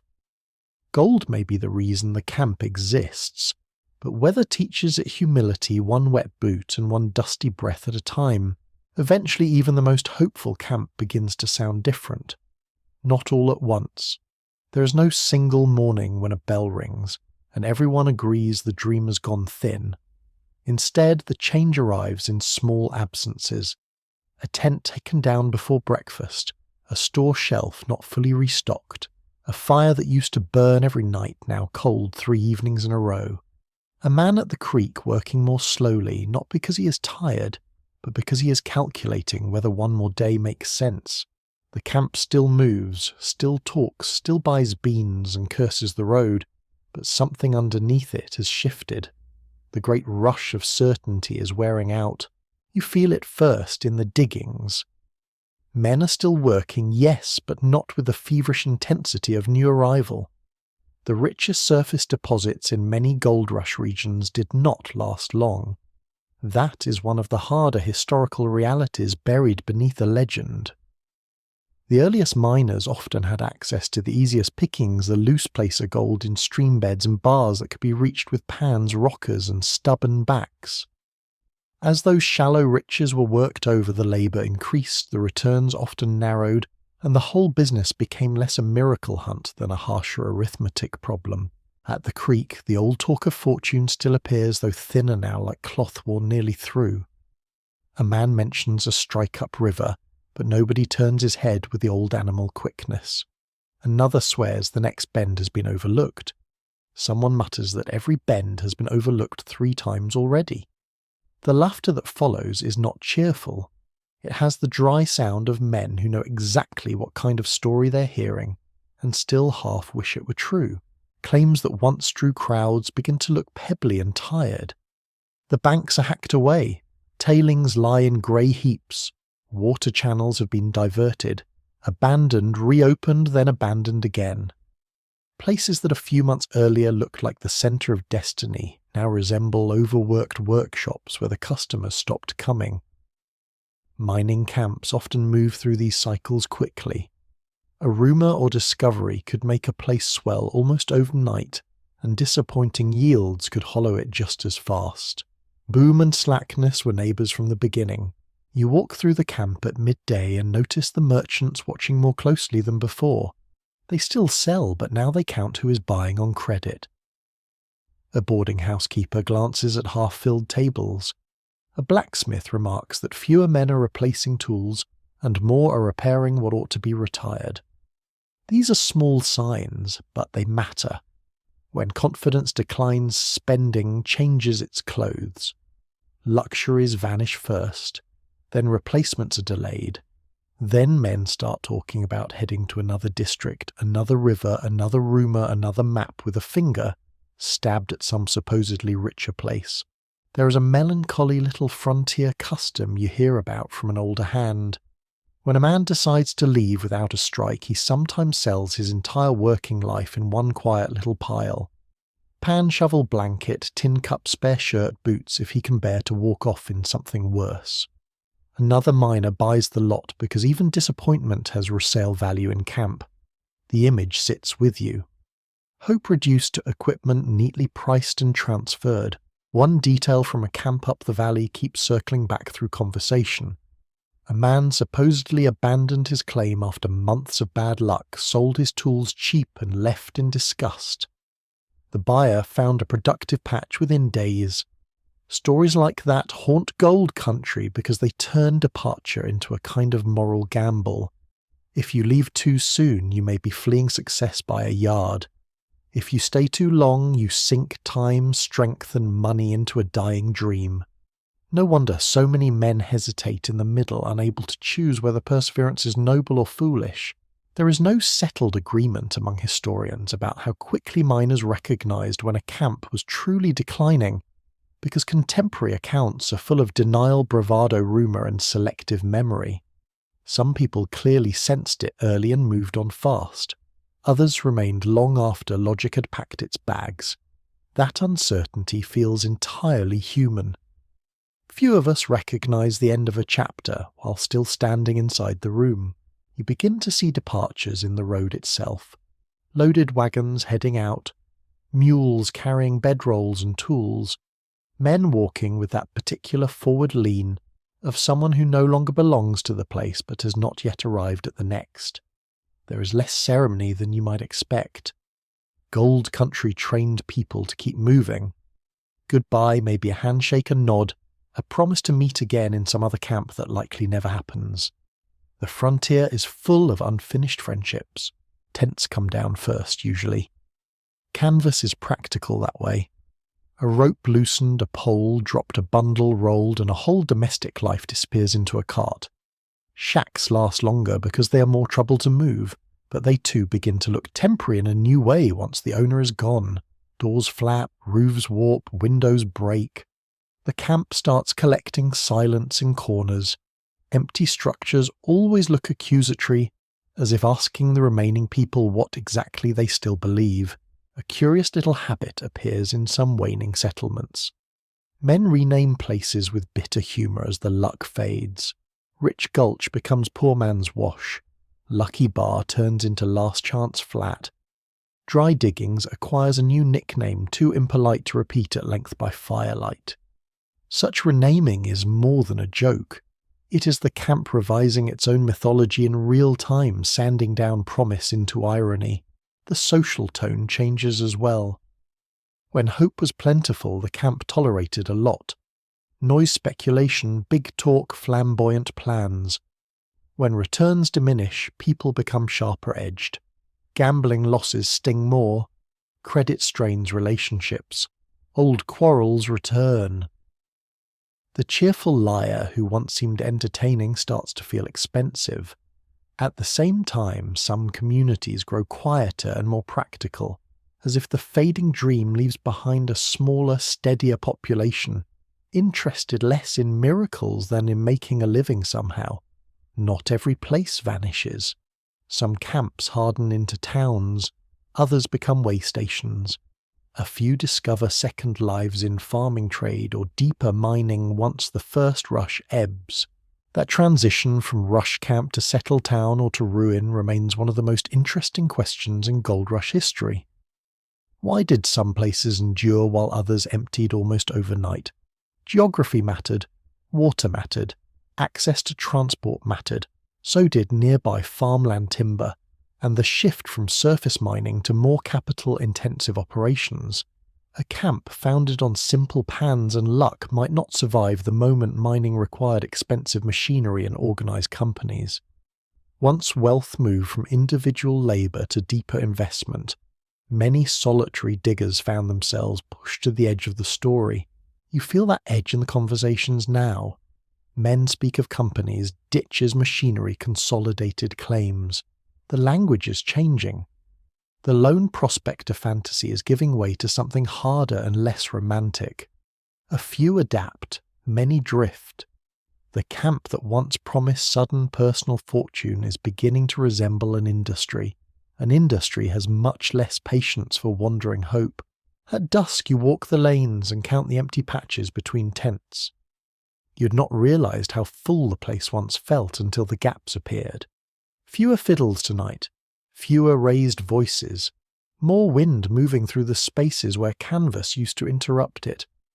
Even the mud looks less trampled, which is somehow sadder than the noise.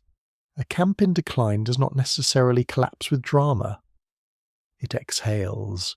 You pause near a tent being folded for travel. The owner works in silence movements, practiced face unreadable. Beside him lie a pan, a shovel, a bundle of clothes, and a kettle, dented into lasting honesty. Everything reduced to what can still be carried onward. He ties the rope, lifts the load, and steps toward the road without looking back more than once. That single glance contains quite a bit. Frustration, calculation, relief perhaps, maybe even shame, though he has no reason for it. The ground owes no one a fortune, and that's how a camp begins to empty. Not with an announcement, but with surrendered routines. Fewer claims worked, fewer suppers sold, more gear bundled, more stories of somewhere better. The dream does not shatter cleanly. It thins, leaks away, and leaves behind tracks in the mud pointing toward the next rumour over the next ridge.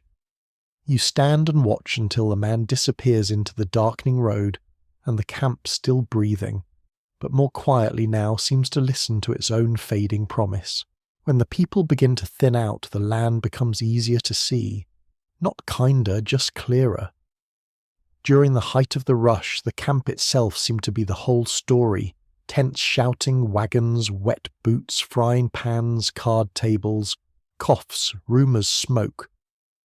But once you step a little beyond the noisiest lanes, and especially once some of the fever has gone out of the place, the ground starts telling its own version. It is a quieter story than the one told in saloons, but much harder to ignore. The hillsides are cut open. Stream banks are gnawed away. Trees are missing where shade ought to be. Water that should run clear moves thick and dull, carrying a colour that has nothing to do with natural calm. Gold rush camps did not merely appear in the landscape, they altered it. That is one of the broadest and most undeniable facts about 19th century mining. Even the earlier, simplest placer operations changed rivers and creeks by diverting water, digging banks, overturning gravel beds, and stripping streamside vegetation.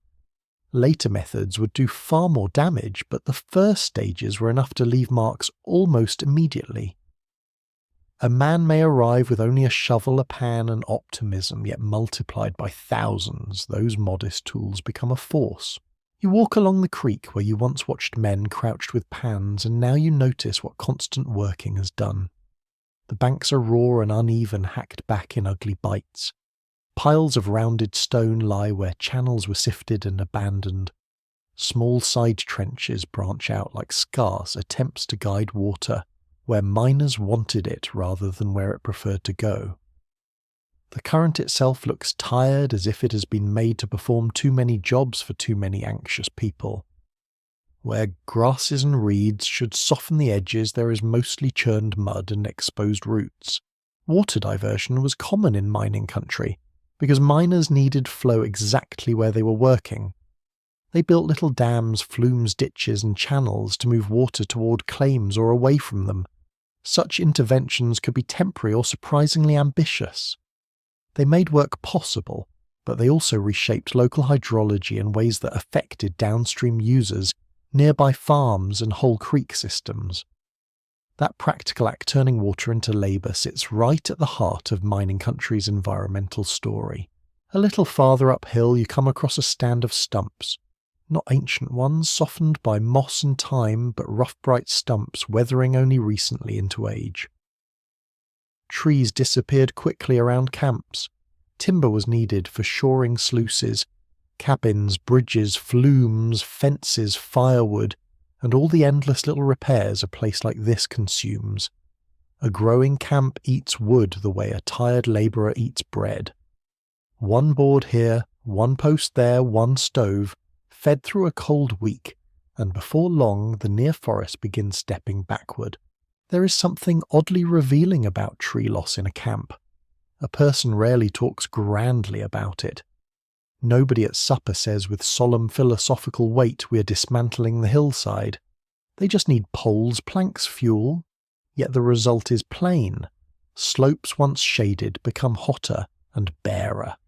Soil loosens, rain hits harder, wind moves differently.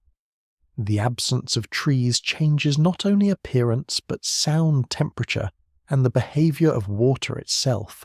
One camp tale claims a group of miners became so impatient for lumber, they dismantled an abandoned wagon in the night to patch a leaking roof, then argued the next morning over whether this counted as theft or architectural urgency.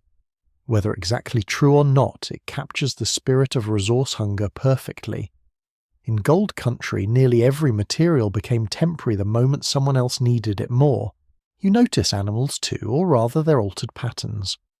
Birds are fewer near the busiest ground. Fish where they remain are harder to spot in muddied streams. Pack animals dominate the movement of the place, now trampling paths wider, stripping brush near their tie points, chewing the edges of survival into more manageable shapes for humans and mules alike. Even where nature has not vanished, it has been forced to reorganize itself around noise, silt, and appetite. There is a long-running dispute among historians and environmental scholars about whether miners at the time understood the scale of what they were doing to the land, or mostly thought in local temporary terms. Some evidence suggests many knew perfectly well that rivers were being damaged, and hillsides stripped, especially when the consequences interfered with farming, fishing, or downstream property. Other sources imply a narrower mindset focused on immediate gain, and the assumption that nature was vast enough to absorb any amount of rough treatment. As you stand beside a creek, no longer clear enough to reflect the sky cleanly, it seems likely that awareness varied, but consequences arrived whether invited or not.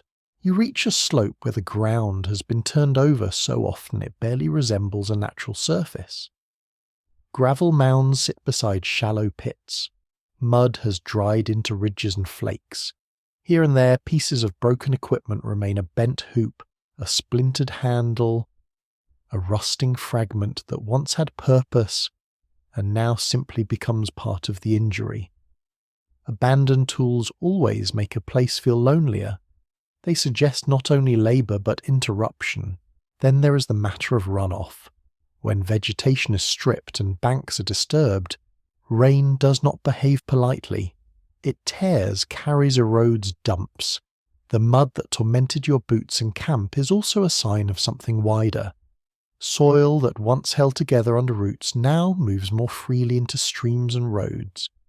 The camp is not just living in mud. In part, it is manufacturing it. You hear an old argument near the road between a miner and a farmer from farther down valley. The farmer says the water reaches his land fouled and thick, useless for what it used to do. The miner shrugs and says gold is where the work is. Neither speaks elegantly, but the conflict is plain. Mining and farming often collided over water rights, silt and access. One person's prosperity could become another person's ruined ditch or flooded field. Gold country did not merely transform wilderness. It created fierce contest over who got to define proper use of the land. A strangely memorable detail appears in a local complaint someone reads aloud by firelight. It describes a stream boiling with yellow mud after heavy activity upstream, a phrase vivid enough to lodge in your mind. You have seen that colour yourself by now, that thick, unsettled hue where water seems less like a living stream than a conveyor belt for somebody else's ambition. It is a powerful image because it removes the romance at once. Gold may glitter at the bottom of a pan, but the route to it often turns whole waterways into work slurry. Even camps that fade away do not necessarily disappear cleanly from the land. Paths remain etched into slopes. Cut banks linger. Stumps stand where trees should be. Refuse gets buried shallowly or not at all.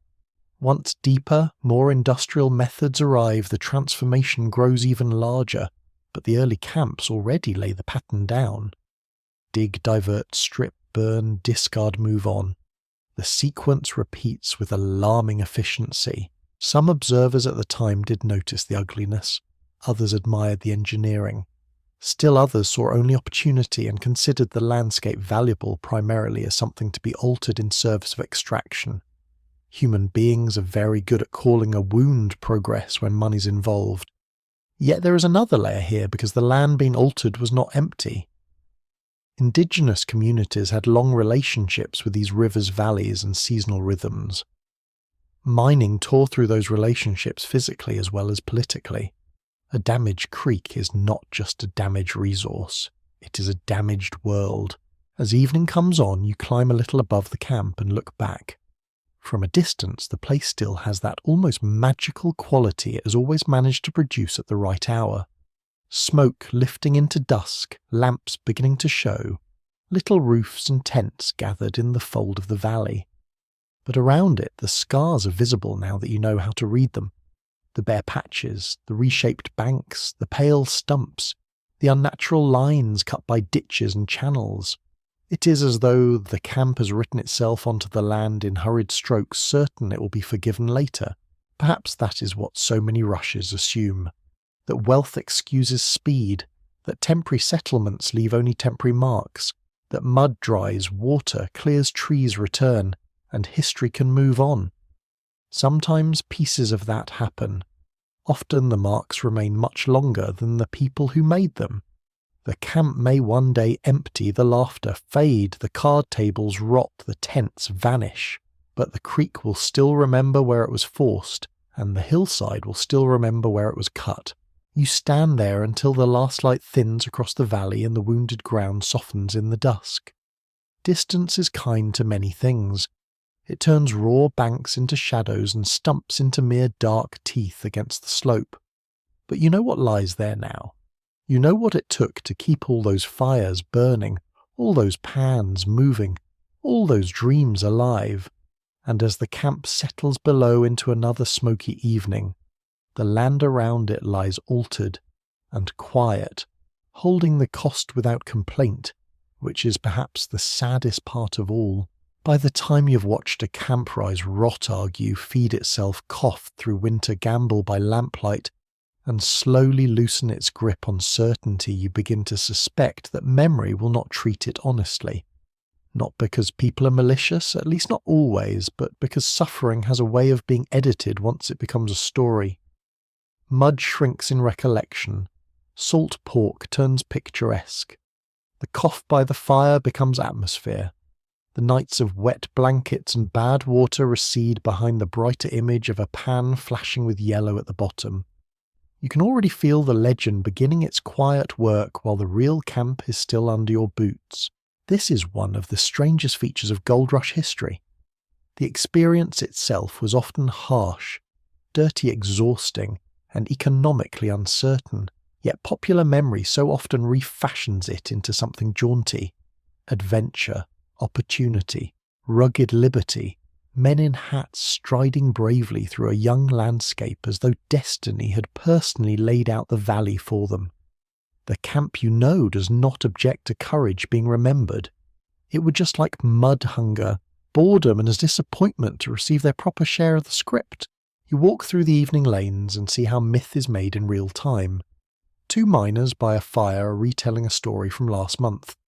One had found a small but respectable bit of gold in a sidewash after days of miserable labour. Already the details are changing. The rain grows heavier in the telling.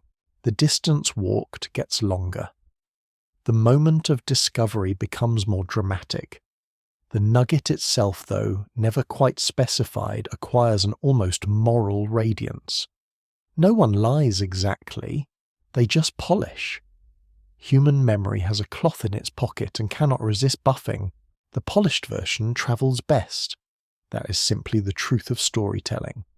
People writing home-selling memoirs, speaking in later years, or entertaining grandchildren do not always lead with the part where their socks moulded against the tent wall. They remember the glittering mornings, the strange characters, the beautiful valley at dusk, the card game, the improbable rumour, the near miss that sounds almost like destiny. Hardship becomes seasoning rather than substance. Even in the 19th century, newspapers, guidebooks, letters and public talk helped shape a more exciting image of gold country than everyday life quite deserved. Reports emphasized fortunes, discoveries, colourful incidents and unusual characters because those things sold copies, drew migrants and fed imaginations. tales of everyday drudgery were present too, certainly, but they did not travel with the same bounce. A report titled "Man Eats Bad Beans" for 9th consecutive day tends not to seize the national fancy. You cannot quite blame people for this. Hope had built the camp in the first place. Why should memory not continue the work? Yet it changes the proportions. The merchant who quietly profited the laundress who made camp livable, the child picking a path over the boards, the woman stretching stew to feed 6, the man who left poorer than he came. These figures fade more easily than the glittering fool with a lucky pan. Legends adore exceptions. Real life is made mostly of averages. One curious frontier habit contributes to this polishing. People save objects, a nugget in a box, a pan hung over the mantel, a hat, a poke, a battered cup. Once lifted out of the camp and placed into a later home, the object changes character. It becomes a relic of adventure instead of evidence of discomfort. No one frames the damp blanket. No one passes down a cherished sample of infected creek water. Memory has taste, and its taste is selective. There has been a great deal of discussion among historians about whether later generations romanticised the gold rush, mainly because they wanted a national myth of daring expansion, or because the participants themselves had already begun romanticising it before the mud even dried on their boots. Probably both. People endure difficult things partly by narrating them into meaning. Nations do something similar, only with more flags. Once the rush became part of a larger story about enterprise and frontier character, the rougher edges were smoothed to fit the grander frame. You see that smoothing begin in camp conversations. A man who complained bitterly all winter now tells a newcomer with suspicious cheer that hard times build character. Another who nearly sold his tools in despair describes last season as rough fun. Rough fun is an extraordinary phrase for sleeping damp and paying too much for onions, but there it is. The mind, perhaps mercifully, can recast misery once the body's no longer inside it. Not every legend is large and national. Some remain local and oddly tender. A certain bend in the creek becomes remembered as the place where luck smiled. A boarding house is spoken of with reverence because the bread was good. A storekeeper becomes famous for fairness, a gambler for nerve, a cook for pies that may or may not have been as remarkable as people claim. Camps create their own saints and tricksters quickly. People need recognizable figures to organize memory around, and complicated realities do not always sit still for that. Then there are the illustrations and later performances of Gold Rush life, the prints, stories, pageants, and film images that replace smell with spectacle. They love the shine of tools, the silhouette of a miner at sunrise, the comic mule, the lively saloon, the sudden strike. They do not linger long over dysentery, racial exclusion, spoiled food, or the deadening repetition of washing gravel for 12 hours. Popular culture has never been especially fond of trenchfoot or quiet disappointment.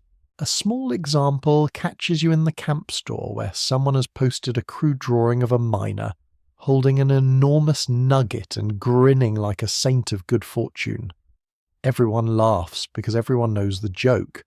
The real miner looks far more likely to be stooped, muddy, underfed, and trying to calculate whether he can afford new boot soles. Yet the cartoon has power because it captures the fantasy more cleanly than the truth ever could. Myths thrive on clean lines. Reality is all smudge. The camp's memory is also shaped by who gets to tell the story afterward. Men who succeeded or survived with enough stability to write later naturally left more visible records. Women's labour, indigenous loss. The experiences of Chinese miners, Mexican miners, black miners, and countless others were often pushed to the edges or filtered through other people's language. That selective remembering matters. It does not merely simplify the camp, it changes who seems central to it. The result is a version of Gold Country far narrower than the one you have actually walked through, Many researchers now emphasize that the classic lone prospector image obscures the communal, global, unequal, and often deeply ordinary nature of camp life. That reinterpretation does not destroy the romance entirely. It just forces it to share the room with washing lines, boarding accounts, prejudice, legal improvisation, and children hopping over mud. In other words, with history rather than costume. As the evening deepens, you sit near a fire and listen to an older miner tell a younger one what the early days were like. He gets some things right. The noise, the rush, the way the valley seemed to hum with want. But you can hear him leaving things out too, perhaps without even meaning to. He speaks of excitement more than hunger, of comradeship, more than smell of opportunity, more than exhaustion. It is not false. It is filtered. A person rarely remembers life exactly as it was. One remembers what fit, what glowed, what still seemed worth carrying. Perhaps that is why the gold rush became such fertile legend. It contains just enough genuine drama to survive polishing. The rivers were real, the fortunes were real for some, the upheaval was immense. The camp at dusk could indeed look beautiful if the smoke rose just so and the mud stayed in shadow. But if you know the place properly, if you have felt the road suck at your boots, smelled the creek, after too many hands had worked, it counted the empty tents, listened to the coughing at night, then the legend changes. It becomes thinner, prettier, and a little less trustworthy. You stand one last time in the lane and look at the lanterns trembling in puddles. This, you think, is the point where memory will start lying gently. It will keep the glow and forget the stink. Keep the music and lose the ache. Keep the nugget and misplace the beans. Yet the truth remains here underfoot, patient as ever. Not the polished story, but the lived one. Muddy, crowded, improvised, global, exhausting. Sometimes beautiful, often unfair, and nearly always more complicated than the myth that will one day wear its clothes. You take one last walk through the camp as if moving through the inside of a memory that has not quite decided whether to stay sharp or soften at the edges. Evening is coming down slowly, and the muddy streets which have tormented your boots for so long now lie under a gentler light. The puddles hold pale strips of sky. Smoke rises from cook fires in thin, wavering threads. A wagon wheel leans against a post, with the exhausted look of an old worker finally off duty. Nothing here has become elegant. The boards are still crooked, the tents still sag. The road is still more argument than street, and yet because you know it now, because you've learned its discomforts one by one, the whole place carries a strange, almost reluctant tenderness. This final understanding may be the clearest truth of Gold Rush life. Most people did not live in triumph here. They lived in improvisation. They endured bad shelter, bad roads, hard labour, poor food, uncertain water, illness, noise, loneliness, and endless speculation. The 19th century mining camp was less a glittering gateway to fortune than a rough world built in great haste by people trying to turn chance into a daily routine. That is the broad fact that remains when all the brighter legends have finished talking. You pass the boarding house where warm bread once seemed like civilization in loaf form. The windows glow softly. Inside, bowls clink and voices murmur. A child laughs, then is shushed with the kind of tired affection that belongs to every century. Farther along, the storekeeper is closing up, counting, stacking, securing. He has survived another day of selling necessities to dreamers. Near the blacksmith's place, the last heat of the forge breathes out into the dusk.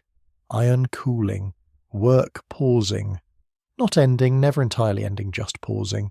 At the edge of camp, a few miners still return from the creek with tools over their shoulders.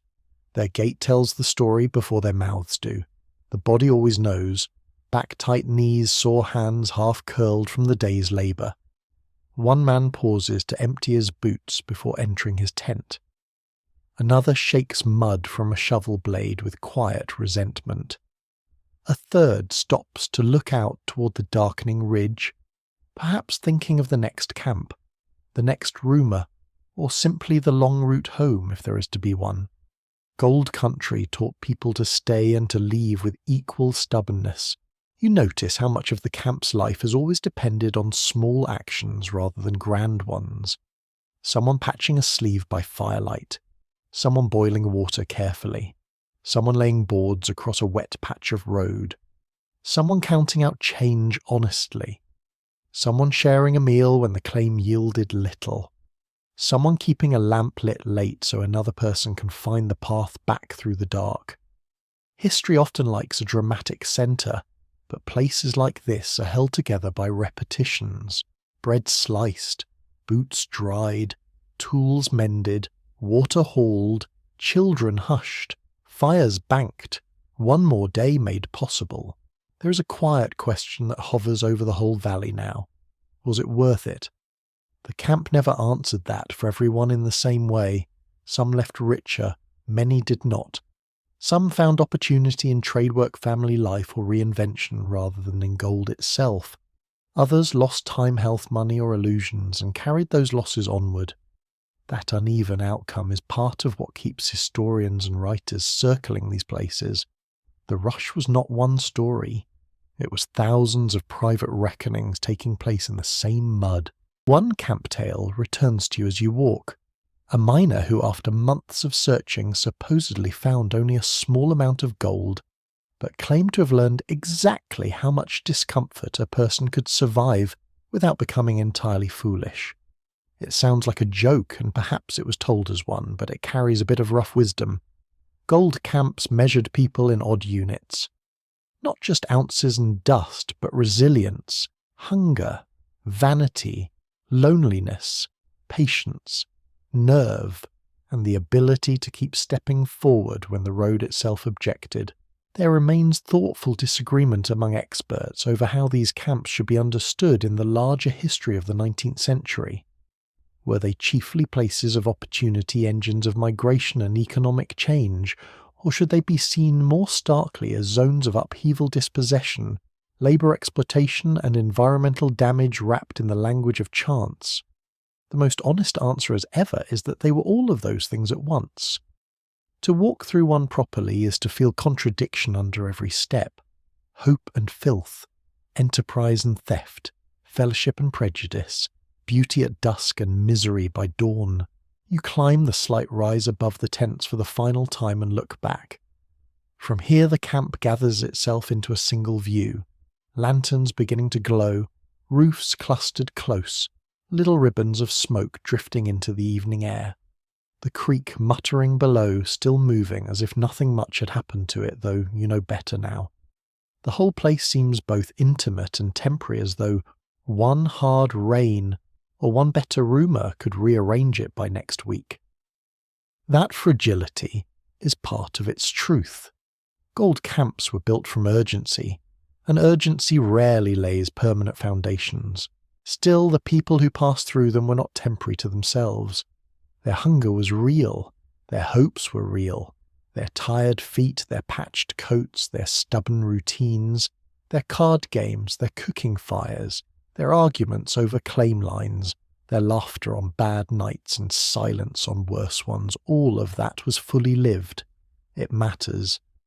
Not because every miner became a hero, but because ordinary people under strain reveal so much about what humans do when the world turns unstable and glittering at once. The sounds below are softening now, a pan set down, a horse shifting in its tether.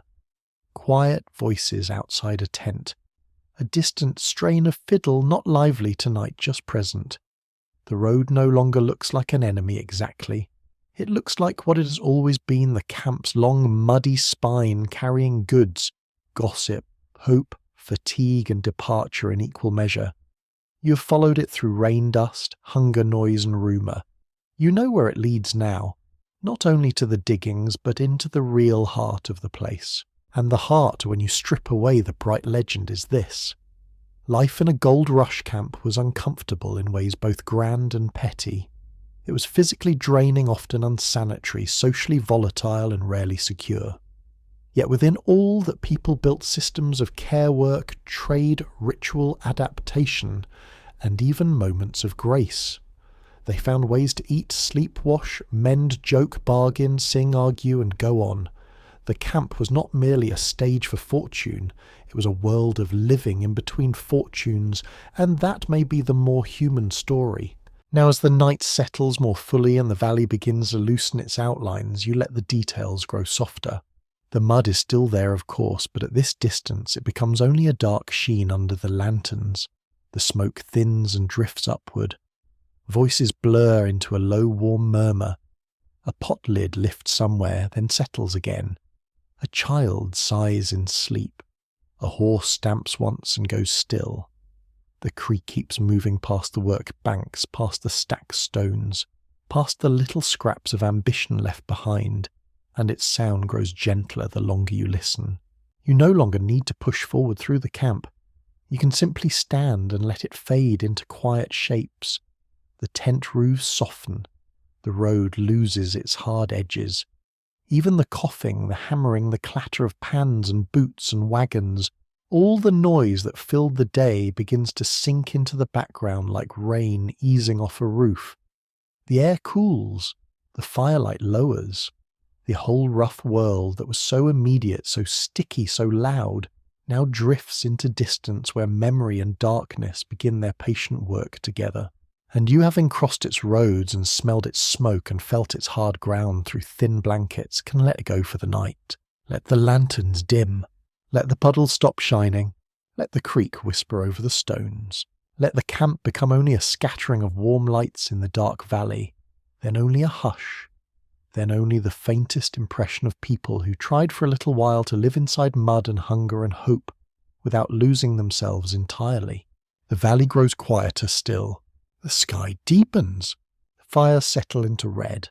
And at last there is nothing more to carry, nothing more to prove, only the slow, steady darkness folding over the old road, the creek, the tents, the worked earth, and all the tired dreams laid down at last.